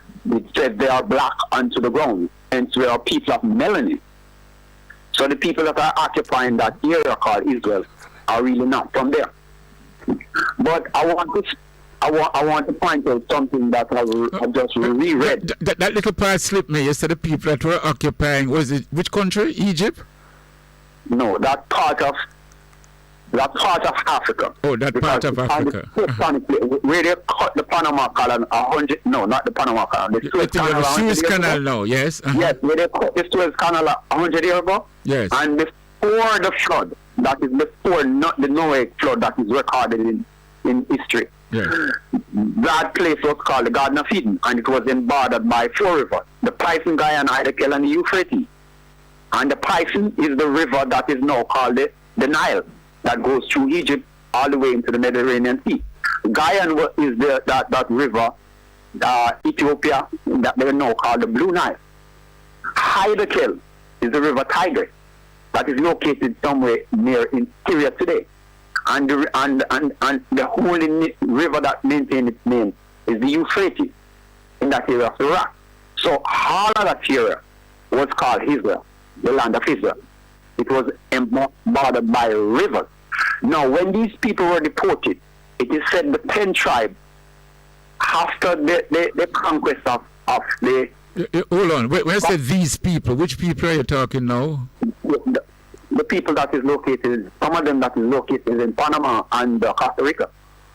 Oh, so they were deported from across this part of the world and taken to Panama. What I'm trying to show you, they came over this side by free will. By free will, I see. Mm-hmm. Free will, after they were let loose after the ancient Assyrian kingdom was conquered by the Mede and the Persian, Darius and Cyrus. Mm-hmm. They were conquered by them. Then they let the people of Israel go, the 10 tribes, let them go, and they went off the coast of Africa, decided to build ship, and came over this side of the world. Mm-hmm. Hence, they were here before Columbus, over 1,000 years before Columbus. Yeah. And the Panamanian is of a particular tribe called the tribe of Zebulun. The scripture described them as being dwell by a haven of dwell by the haven of the sea, and also they will be have a haven of ship. Their dwelling place will be where their haven of ship. And if you notice Panama, you have the Panama Canal that you're talking about. It was built, more ships go through that area at any given time throughout the age, any given time throughout the year, mm-hmm. because it was built for them to bypass going around the long route, yes. Of going around. Yes. To go. Yeah, between that was cut between to match the Atlantic with the Pacific Ocean. Yes. The Atlantic with the Pacific, so it have a shorter route to come to North America. Yes. But I want to establish... It shortened the journey by 1 month. Yes. I want to establish, just like similar to what they did to displace that land of Israel from Africa. But it's one landmass. Africa was really what is, before the flood, was called Eden. Eden, E-D-E-N. But the garden was planted east. That is known as the land of Israel presently today. But it's not the whole land. It's just a little piece they are fighting and killing one another for. The so-called Palestinian, which is and the so-called Jewish.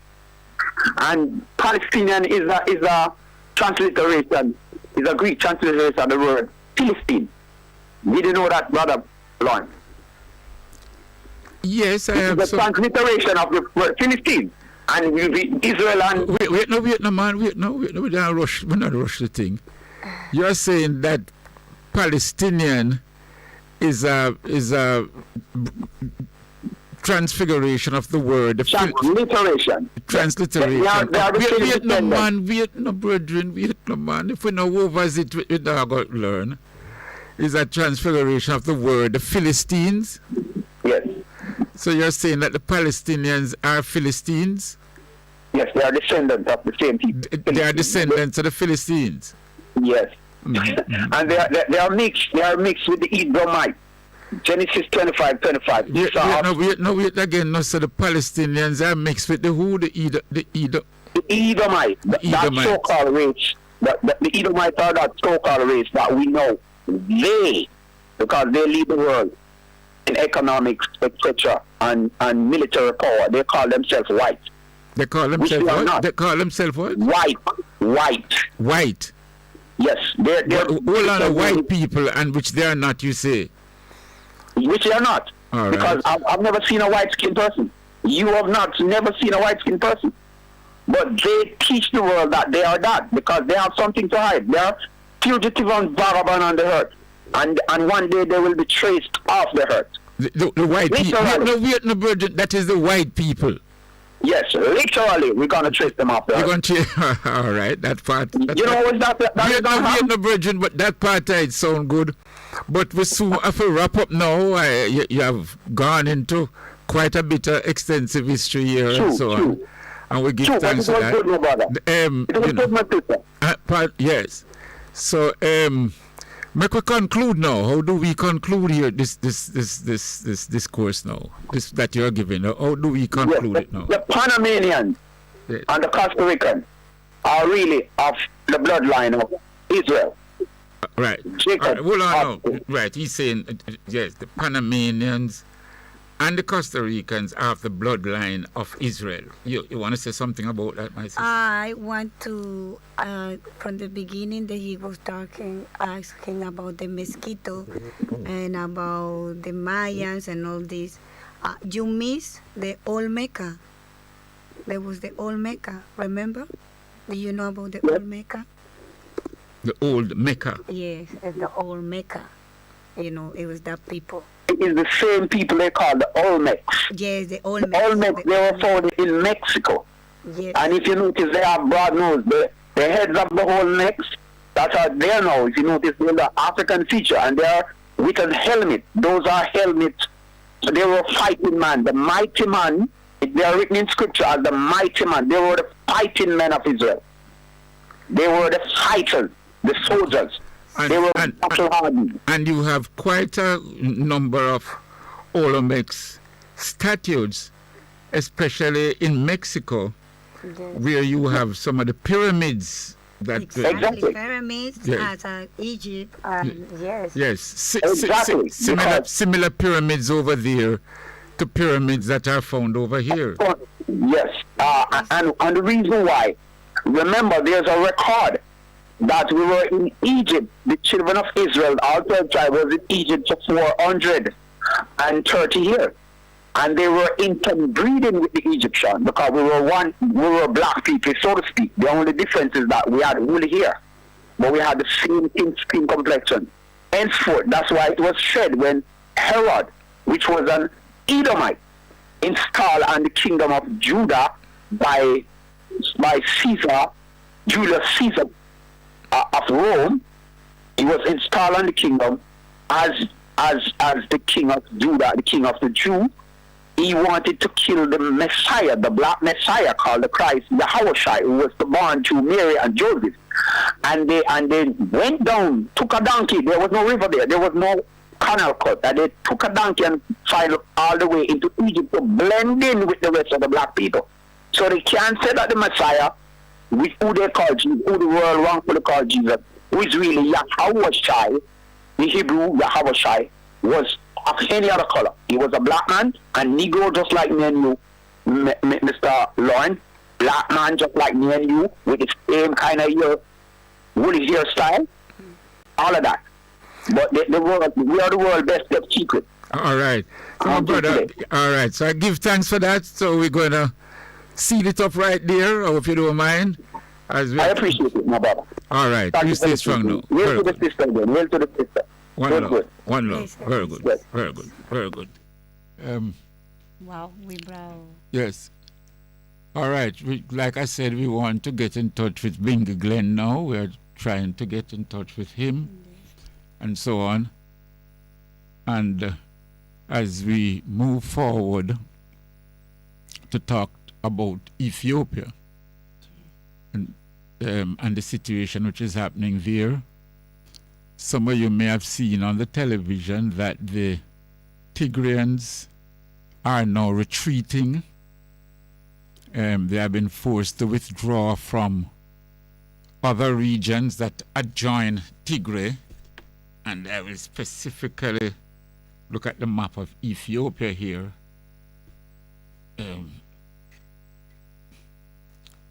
Whilst we try to get there, we're going to look at the map of Ethiopia. There's a map of Ethiopia at the front of this book here. Looking at the book entitled The Ethiopians, written by Professor Ullendorf, printed and published by us.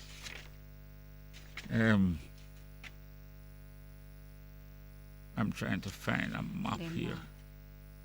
Ethiopian manuscript. We're trying to find. No, I have a map inside this book here. A specific map, detailed map of Ethiopia that we can look at in terms of locating the regions beside Tigray, and which the Tigrayans had gone over into these regions, the Amhara and the Asmara region. They had gone over into there, carrying out all sorts of atrocities, and they are now being chased out. At the back of this book, you see the picture of the Lalibela churches. These are churches carved out of rocks, out of stones, completely carved. Yes, Lalibela. And Lalibela changed hands a couple of times within the past week. At one moment, the Tigrayans had gone over and captured there. It's a holy city, very holy city. And the Tigrayans went over, captured there. Well, the central government went and took it back from them and chased them out of Lalibela. Like you say, it's a holy city, it's a city inside. Yes. It's not just the Lalibela, but have different churches from what I know, Yes. make it out of the rock. I would like to go soon and experience with my own eyes. To see those churches carved out of rocks. Yes. Yes. All right. I still don't find I think we have to go back to the atlas here now. I'll have to get the bigger atlas and see, so as we talk about. All right. We can see Ethiopia here now, Sister Barani. Yes. On the bigger scale here. If you look at this bigger map here now, so this one here now. This is a map? Yes, that's the one I was looking for, boy. You said the beginning, but it wasn't the end. Yes, it's really towards the end. Where it shows now, if you want to describe it for us now, we're here.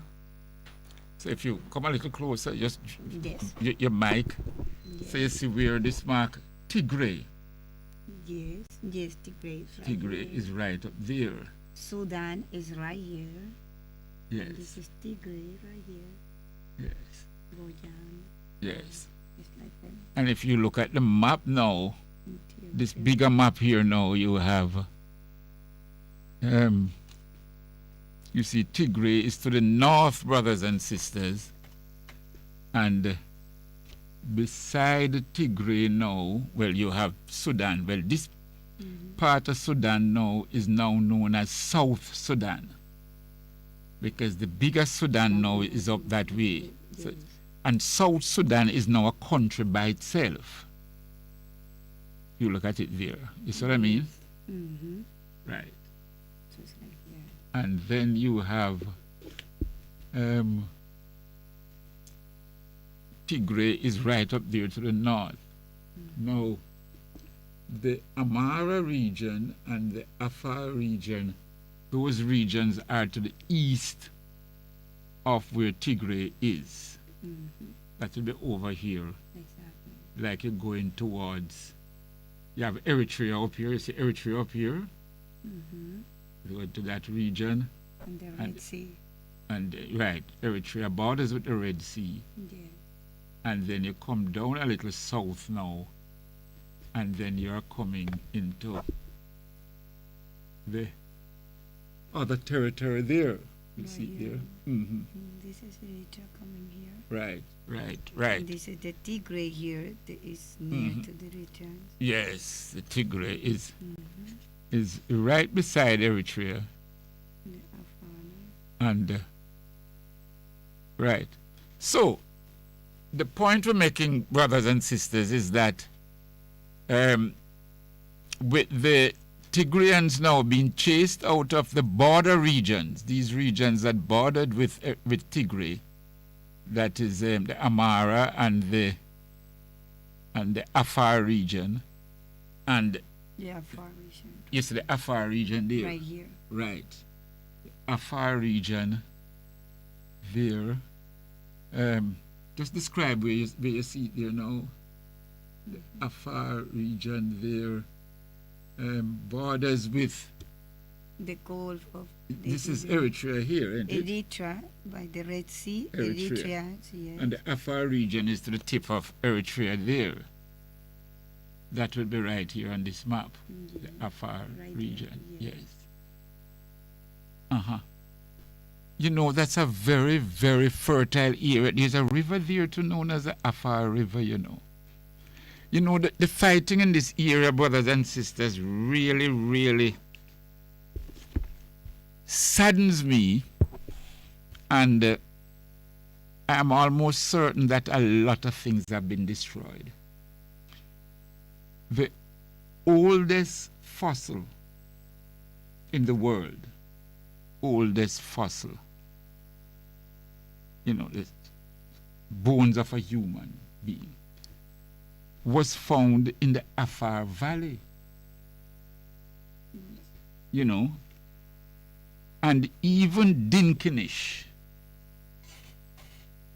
the oldest woman up to a certain time, but they have since found other fossils that are older than Dinkinish.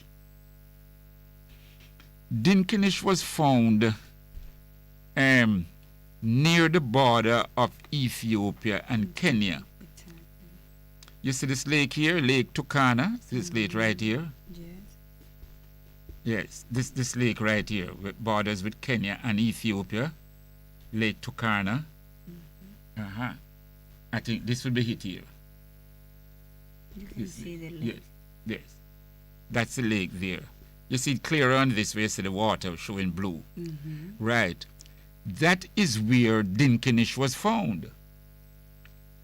That's That Dinkinish, is near to, yes, in Kenya. the border of Kenya Uganda. and Ethiopia. Yes. That's where Dinkinish was found. The bones of Dinkinish was found there.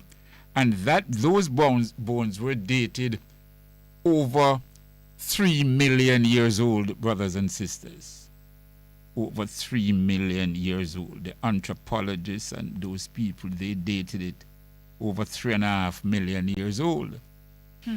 Well, after that now, they found fossils, and if you see, Afar is a good distance from Turkana, the border with Kenya.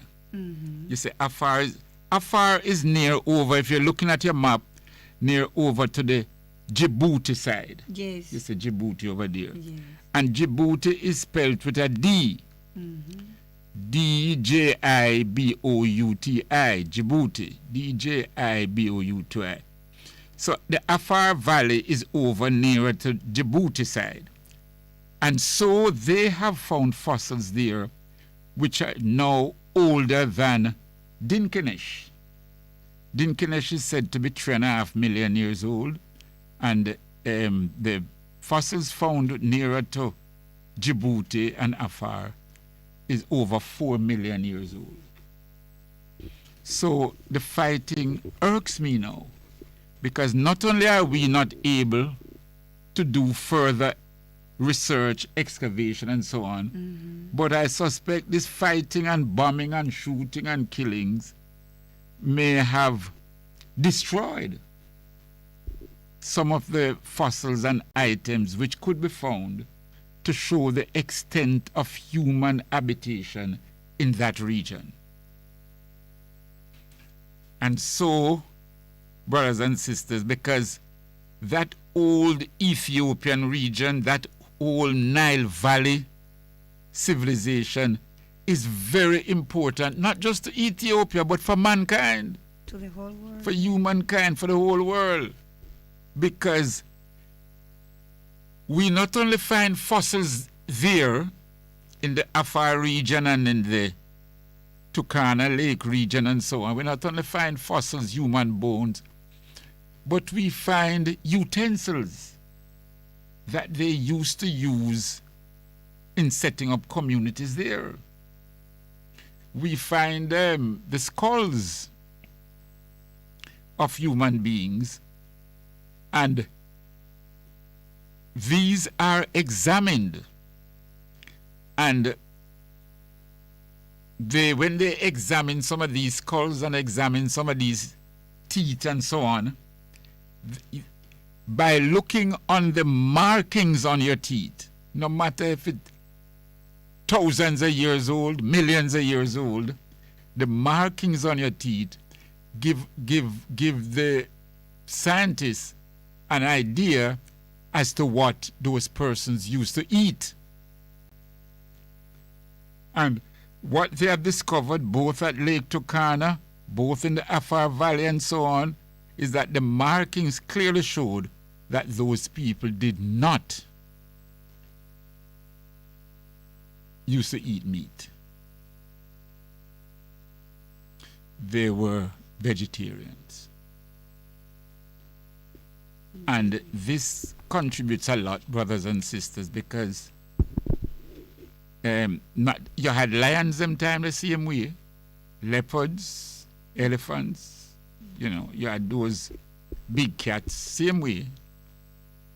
But it also reveals to us, if we never used to hunt them and eat them, chances are they never used to hunt we and eat we either.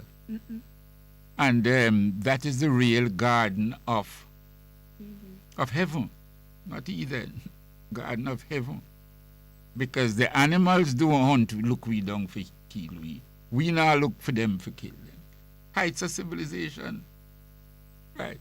So, Brother Lloyd, ever getting through to Ethiopia? No. It rings or anything like that? Yes. All right. Yeah. What I'm saying, contact him on WhatsApp. What did we contact him on? That's what I asked. I think that person talked via WhatsApp. Yes, yes. So what you were trying to get him by WhatsApp now? No, straight.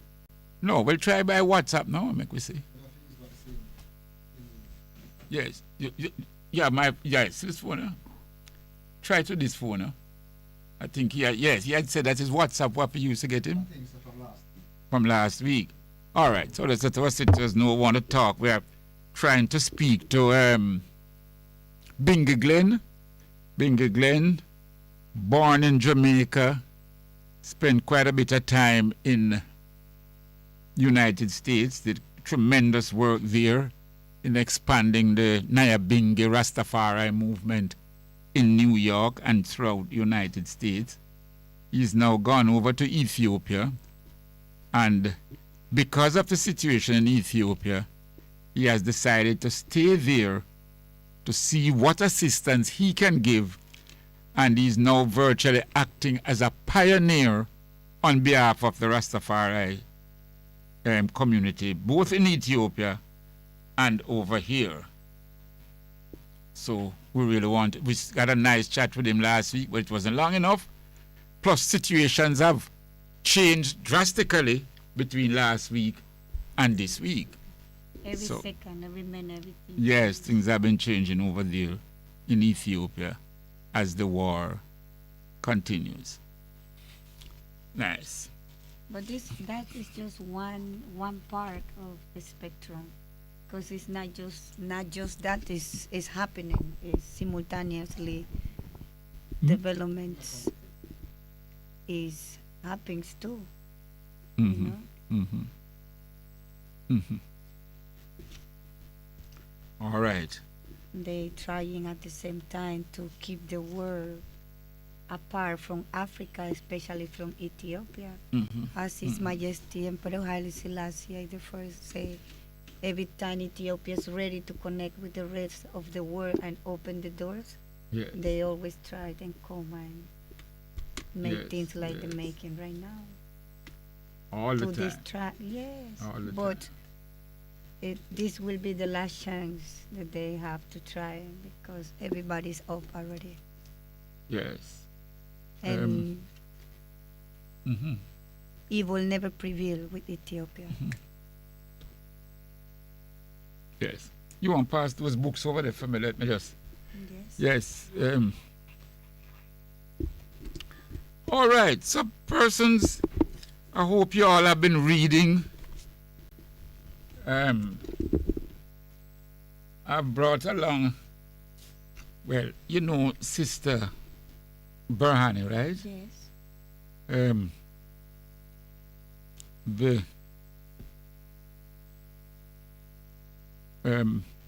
I usually like when I mention books that I have for sale, but with the pandemic thing, you know, we have slowed down in being able to get books. Just letting you know that I now have copies of the book Taki's Revolt. These were ordered from last year, they're just arriving. Taki's Revolt. So please, I have the paperback version. So you all, I just got 10. So I'm really hoping I can sell off these 10 quickly, so as I can go back to market and buy some more. Of course. Yes, but I got 10 this week of Taki's Revolt.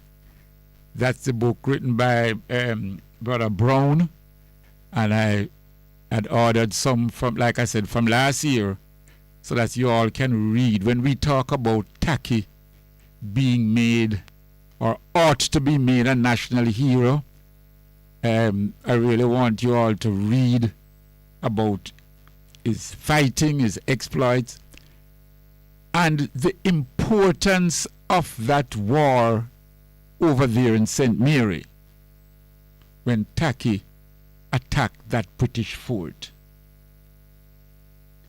And what I like about Vincent Brown, who wrote the book, he places that war within the international context. And it's very important that you all read and understand it. The British might give the impression, say, that's a little fort where Taki attack and ray. But Fort Haldane at the time, and St. Mary out there at the time, was an area where the British ships would rendezvous. They would regroup there. Whether they were at war down in Panama, over in Colombia, or fighting for the gold of riches of Peru and so on, or in Mexico, killing off the Aztec Indians for their treasures, they a lot of times would rendezvous in JA. Everywhere. And we can, if you look at the map, you can see the reason why. Because before you sail out, you know, of Mexico or of the Caribbean basin, you would end up coming up now. And Jamaica was a good rendezvous point before you hit across the Atlantic going up to Europe. You see the trajectory here on the map. Before, yes, Right. So they would think. And therefore now, out at Fort Haldane, out in St. Mary, when Taki attacked that fort, he and his band of warriors, and it was such a serious and important blow to the British Empire. They tried to downplay it. But I tell you, Vincent Brown has put it in context. Very, very good. Very good. So, like I said, I just got 10 of those books. So, if you seriously want to read about Taki's revolt, that's the book to read. I'm really hoping that I can sell off these 10 quickly and then I can go back to market and buy some more, because I would love a few schools in Jamaica have a copy of that Taki's revolt. When you read that, brothers and sisters, you know, I see there's a lot of writings now these days about who should be made national hero. Ever since Barbados do what them do. So people are saying Bob Marley, Miss Lou, and so on and so forth. And it sounds nice, it sounds exciting, yes, and so on. But I don't think your hero should be based on popularity, you know. No, not on popularity. It is the duty of a country like Jamaica to teach Taki and to teach of the great, because it is those attacks, it is that war that went a long way towards giving us certain freedoms today. That's what I said. Because attacking Fort Haldane, he was going to the juggernaut of the British Empire. You know what I mean? Serious business, brothers and sisters. So, that ain't popular in terms of how even some Jamaican artists were popular. You know. Taki ain't so as popular as them, but we don't deal with this thing based on popularity. We are talking about the effect of our rights and our freedom and certain things that we now enjoy is as a result of the blood, sweat, and tears shed by Taki and his army when they attacked a place that the British thought were impregnable. And from what I know, the same with Bayano, I know those heroes in Panama too, they were not having a big group of people, and they defeat many empires. Yes. But with that brave and that spirit of warrior that they was having. Yes. And how they set their what you call them, strategies to fight. It was very important, you know. Now, I am planning to order quite a number of the African Writers series. When I first opened the bookshop, I had brought in quite a number of these books, the African Writers series. And I tell you, some of these books, when I opened the bookshop way back in 1990, when I opened the bookshop, I brought in a lot of these books. I'm only now getting the time to read some of them. Wow. I read some, but 40 years ago. Yes, 30 years ago. Right. So I'm just now getting the time to read some of them. Some I'd read before, and some I'm rereading. Like this one, On Trial for My Country, by Stanley Samkanj. This book shows, this is a brilliant book. And the brother who writes it, he uses original documents showing how Cecil Rhodes, the murderer, how he tricked Lobengula, the African chief, by showing Lobengula the Queen of England's signature. And so was able to get the Matabele lands in Zimbabwe. That time them call it Rhodesia. But a serious book. And Trial of my country. yes, on trial for my country. Now, this is another one I just finished reading, The Sons of Independence by Amadou Koroma. Koroma is spelled Amadou, Ahmadou, Amadou Koroma, Korouma, Koroma. Sons of Independence. It shows you how, first of all, colonialism, when it came to Africa, how it destroyed the system of hierarchy of government that we had in Africa. The chiefs, the princes, the medicine man, your marabout, how you worship God.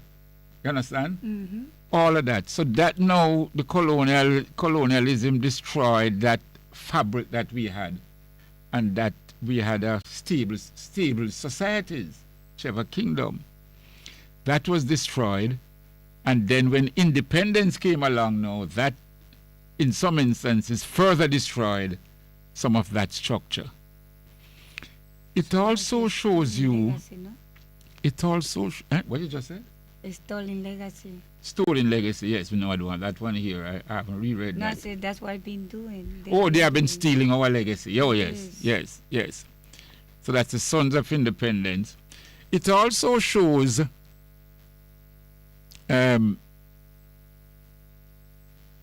extent in our African family and our African tradition, the necessity of having children.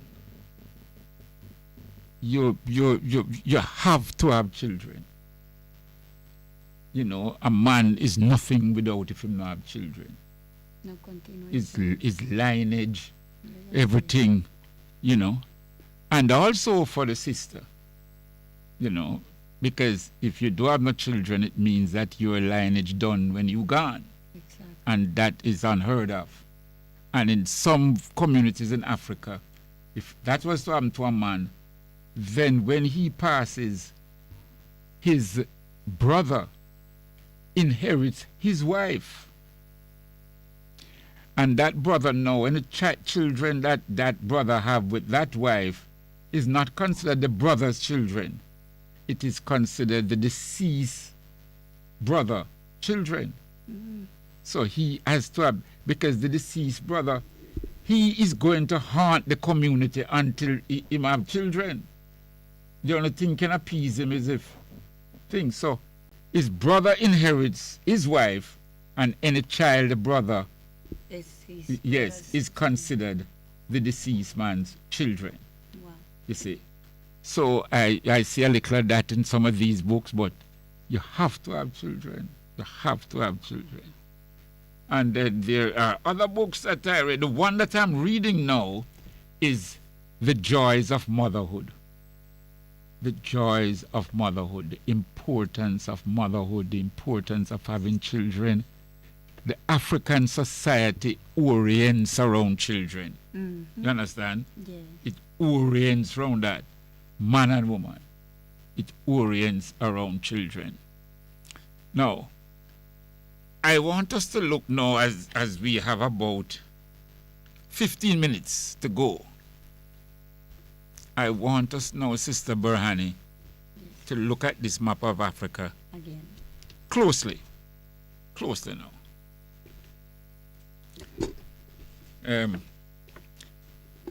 I think I told you all that one of the programs coming up into the new year will be a program on Tanzania. I'm putting it all together. I'm getting in touch with some persons. And Kruma, you're one of the main persons as a man who has visited and then some of the brothers there. And I really want to do that program good with Tanzania. Reason being that quite a number of brothers and sisters migrated, Rastafarians, migrated from Jamaica to Tanzania. The call was made by Julius Nyerere, the former president of Tanzania, when he made the call that black Jamaicans would be welcome in Tanzania. It's not something that is often spoken about, not something highlighted, because you know most people want to go Ethiopia and Ghana and so on. But Tanzania was assured Africa is extinct. that welcomed us. Yes. So I'm putting that together. Another program which I'm putting together, which I'll be speaking now, I haven't finished the book yet, and this is why I don't call him yet. I have to speak to my brother Ras Wayne Rose. Now I've spoken to Wayne Rose about what is going to be taking place in July in St. Lucia.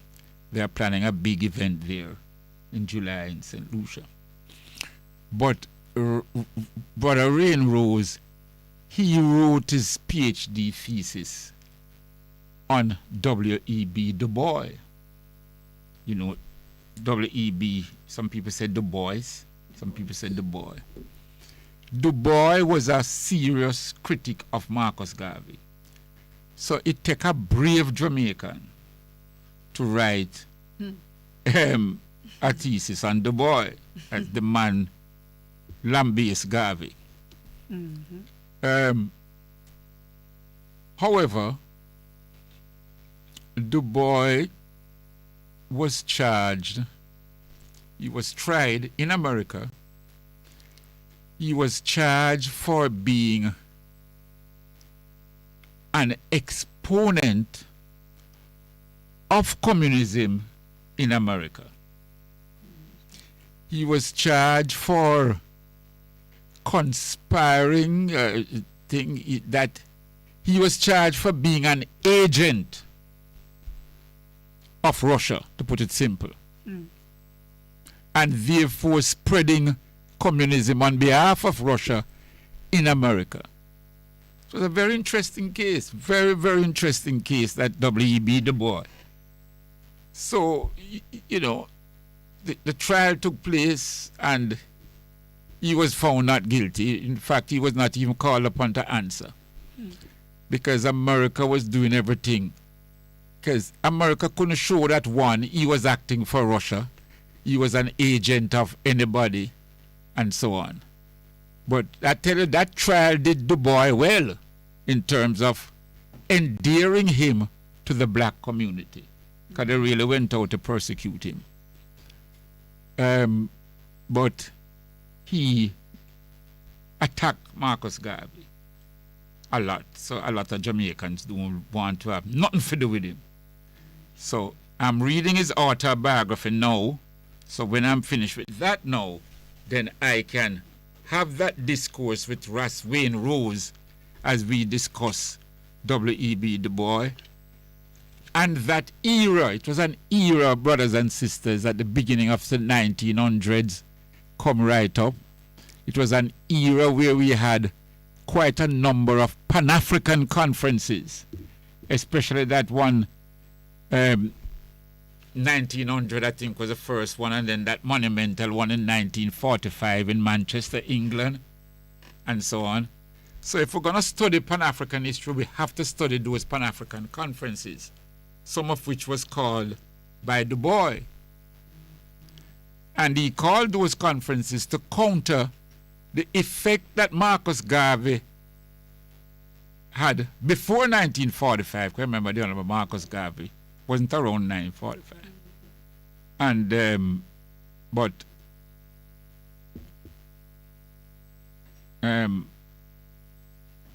he called those conferences because the UNIA was having tremendous effect on black people, not just in America, but especially in the Western world, in places like France,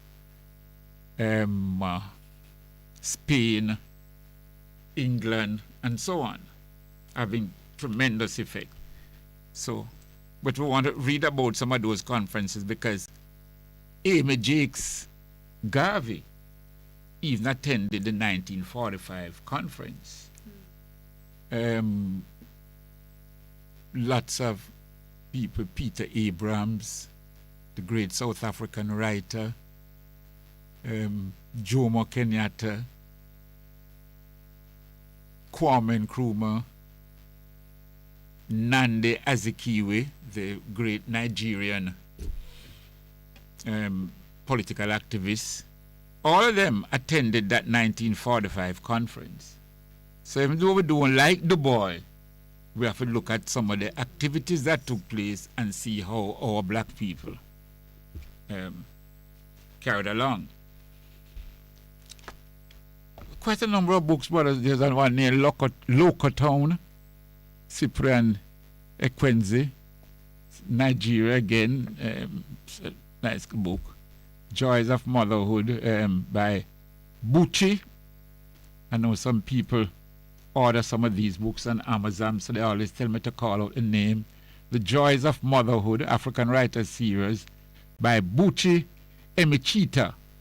Bucci spelled B-U-C-H-I, Emechita, E-M-E-C-H-E-T-A. Bucci Emechita. There is, but I want us to look at our map of Africa. This one is important. This is Black Africa. And the first caller tonight asked why we can't unite. And if we unite, he mentions all the advantages if we unite, and so on. Now, I've always said people don't just unite because people don't unite because we're black, you know. Just like the white world. The white world don't unite because they're white, you know. They have a common. Yes. You unite when you have common causes, brothers and sisters. You unite when you have common goals. You don't just get up and unite and say we're black. No. It's nice.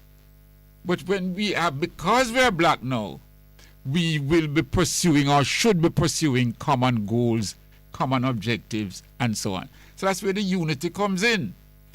And Sheikh Anta Diop mentions it quite well. And he says so, and now is an opportune time to talk about some of what, because he's saying he is postulating the economic and cultural basis for a federated state of Africa, especially Black Africa.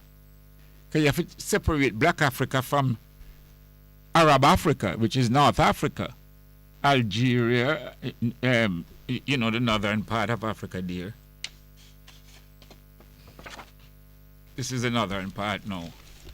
You have Morocco, Algeria, Libya, Egypt. Them trying to Arabize Africa, them countries there. And I don't know if some of you saw it, but on Sunday, there was a very good documentary on Ethiopia shown by the Chinese television station. Yes, the Chinese showed a documentary on Haile Selassie. And I suspect that is to show their solidarity with the war that's going along. So now, back to this thing, you know. You can see it's so clear on this map. But Diop is saying that as we advance economically and culturally, that will form the basis for our unity in a United States of Africa. That is what makes sense. That's the rich. Yes. The richest part. Yes. Or cultural. And he sets out now the things that will bring about that economic development.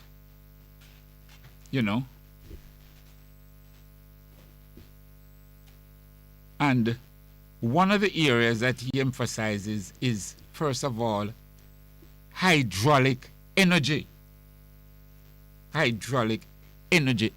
In the modern era, the industrialization of Africa, we are going to need a lot of energy from different sources. Different sources. And he is advancing. This is from way back in the 1960s, you know. Diop is advancing that if we Shikanta Diop, his name is spelled Cheikh, Sheikh, Anta Anta Diop, Diop, Shikanta Diop. And he's postulating that if we solve our energy problem using African resources, energy from our African resources, then that will help our economic development. And our economic development now would go a long way in our cultural strength. And put that together now, we'll have the basis of a political federated state and unity. Good. Now,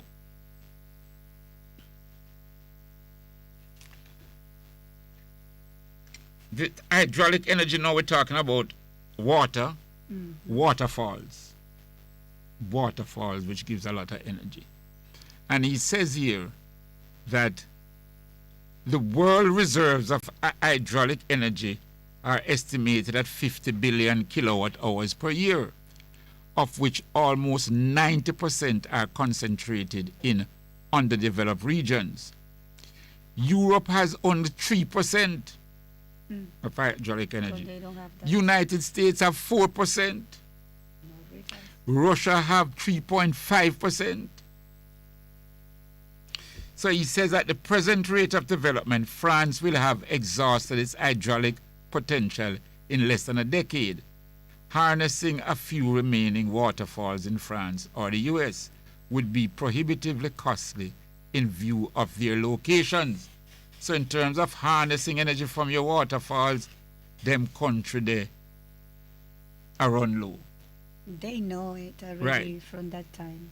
No, the African rivers, the Nile, if we look here at some of the maps,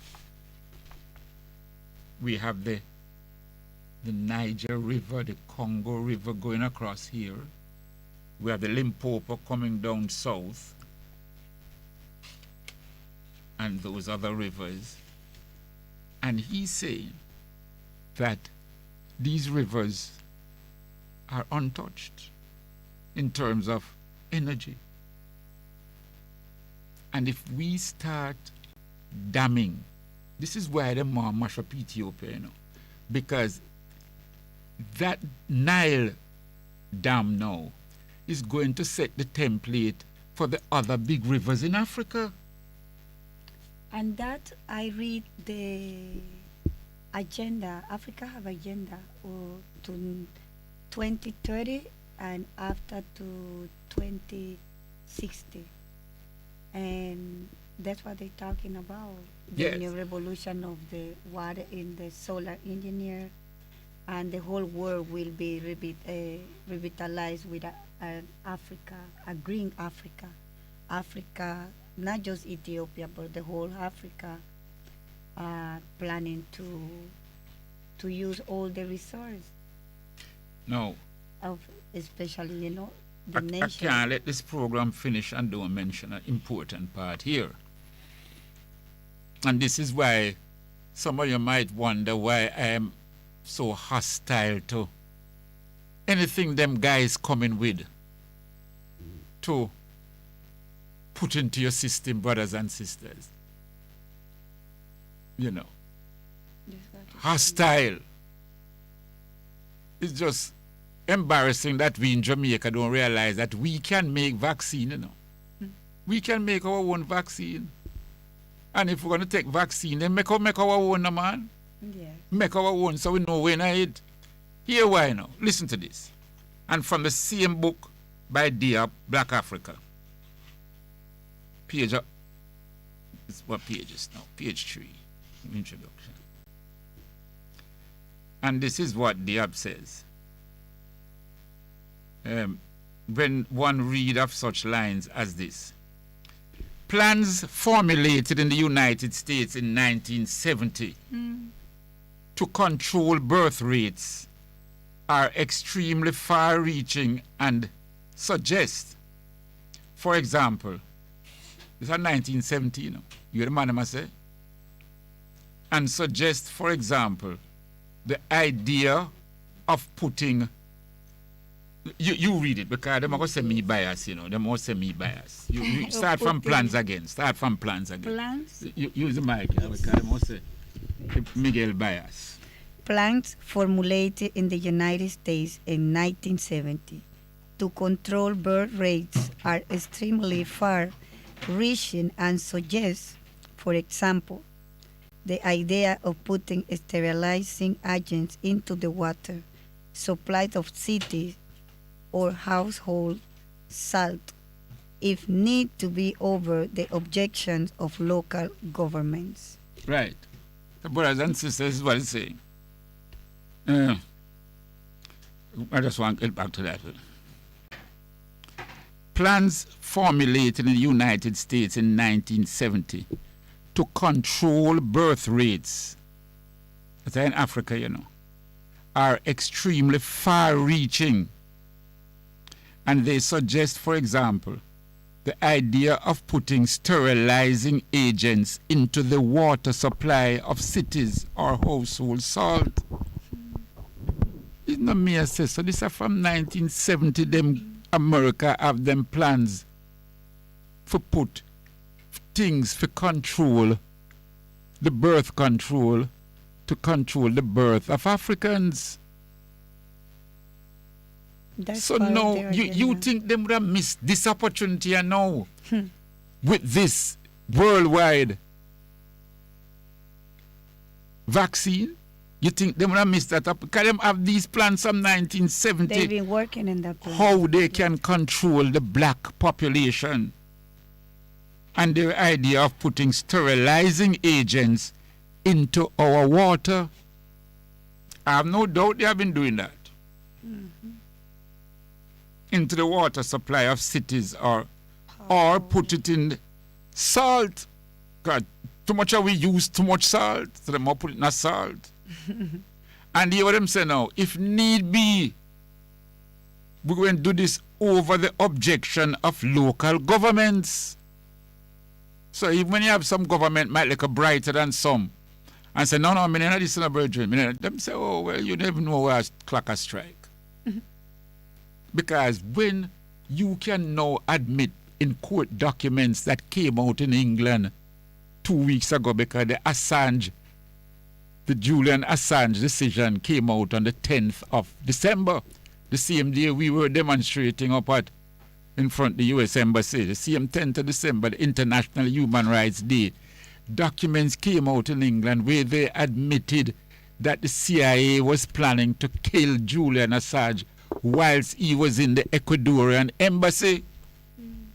So when you know those things now and you read now that they had planned to put sterilizing agents in our water from 1970, and if needs be putting our salt and all them things there. And y'all, I wonder where I get this from now. Diep was quoting from a French document, La Voix de l'Afrique Noire, the official organ of the Estudiants Rassemblement of the Democratic of Africa. I'll read more about that document, but the other people have come now and the program time run up, so we'll be careful. And like we said now, we're going to go into this whole waterway, why it is so important for Africa to dam its rivers and to get its energy. Give thanks, give thanks, give thanks. I will never let this children go astray. What was hid from the wise and the prudent now reveal unto the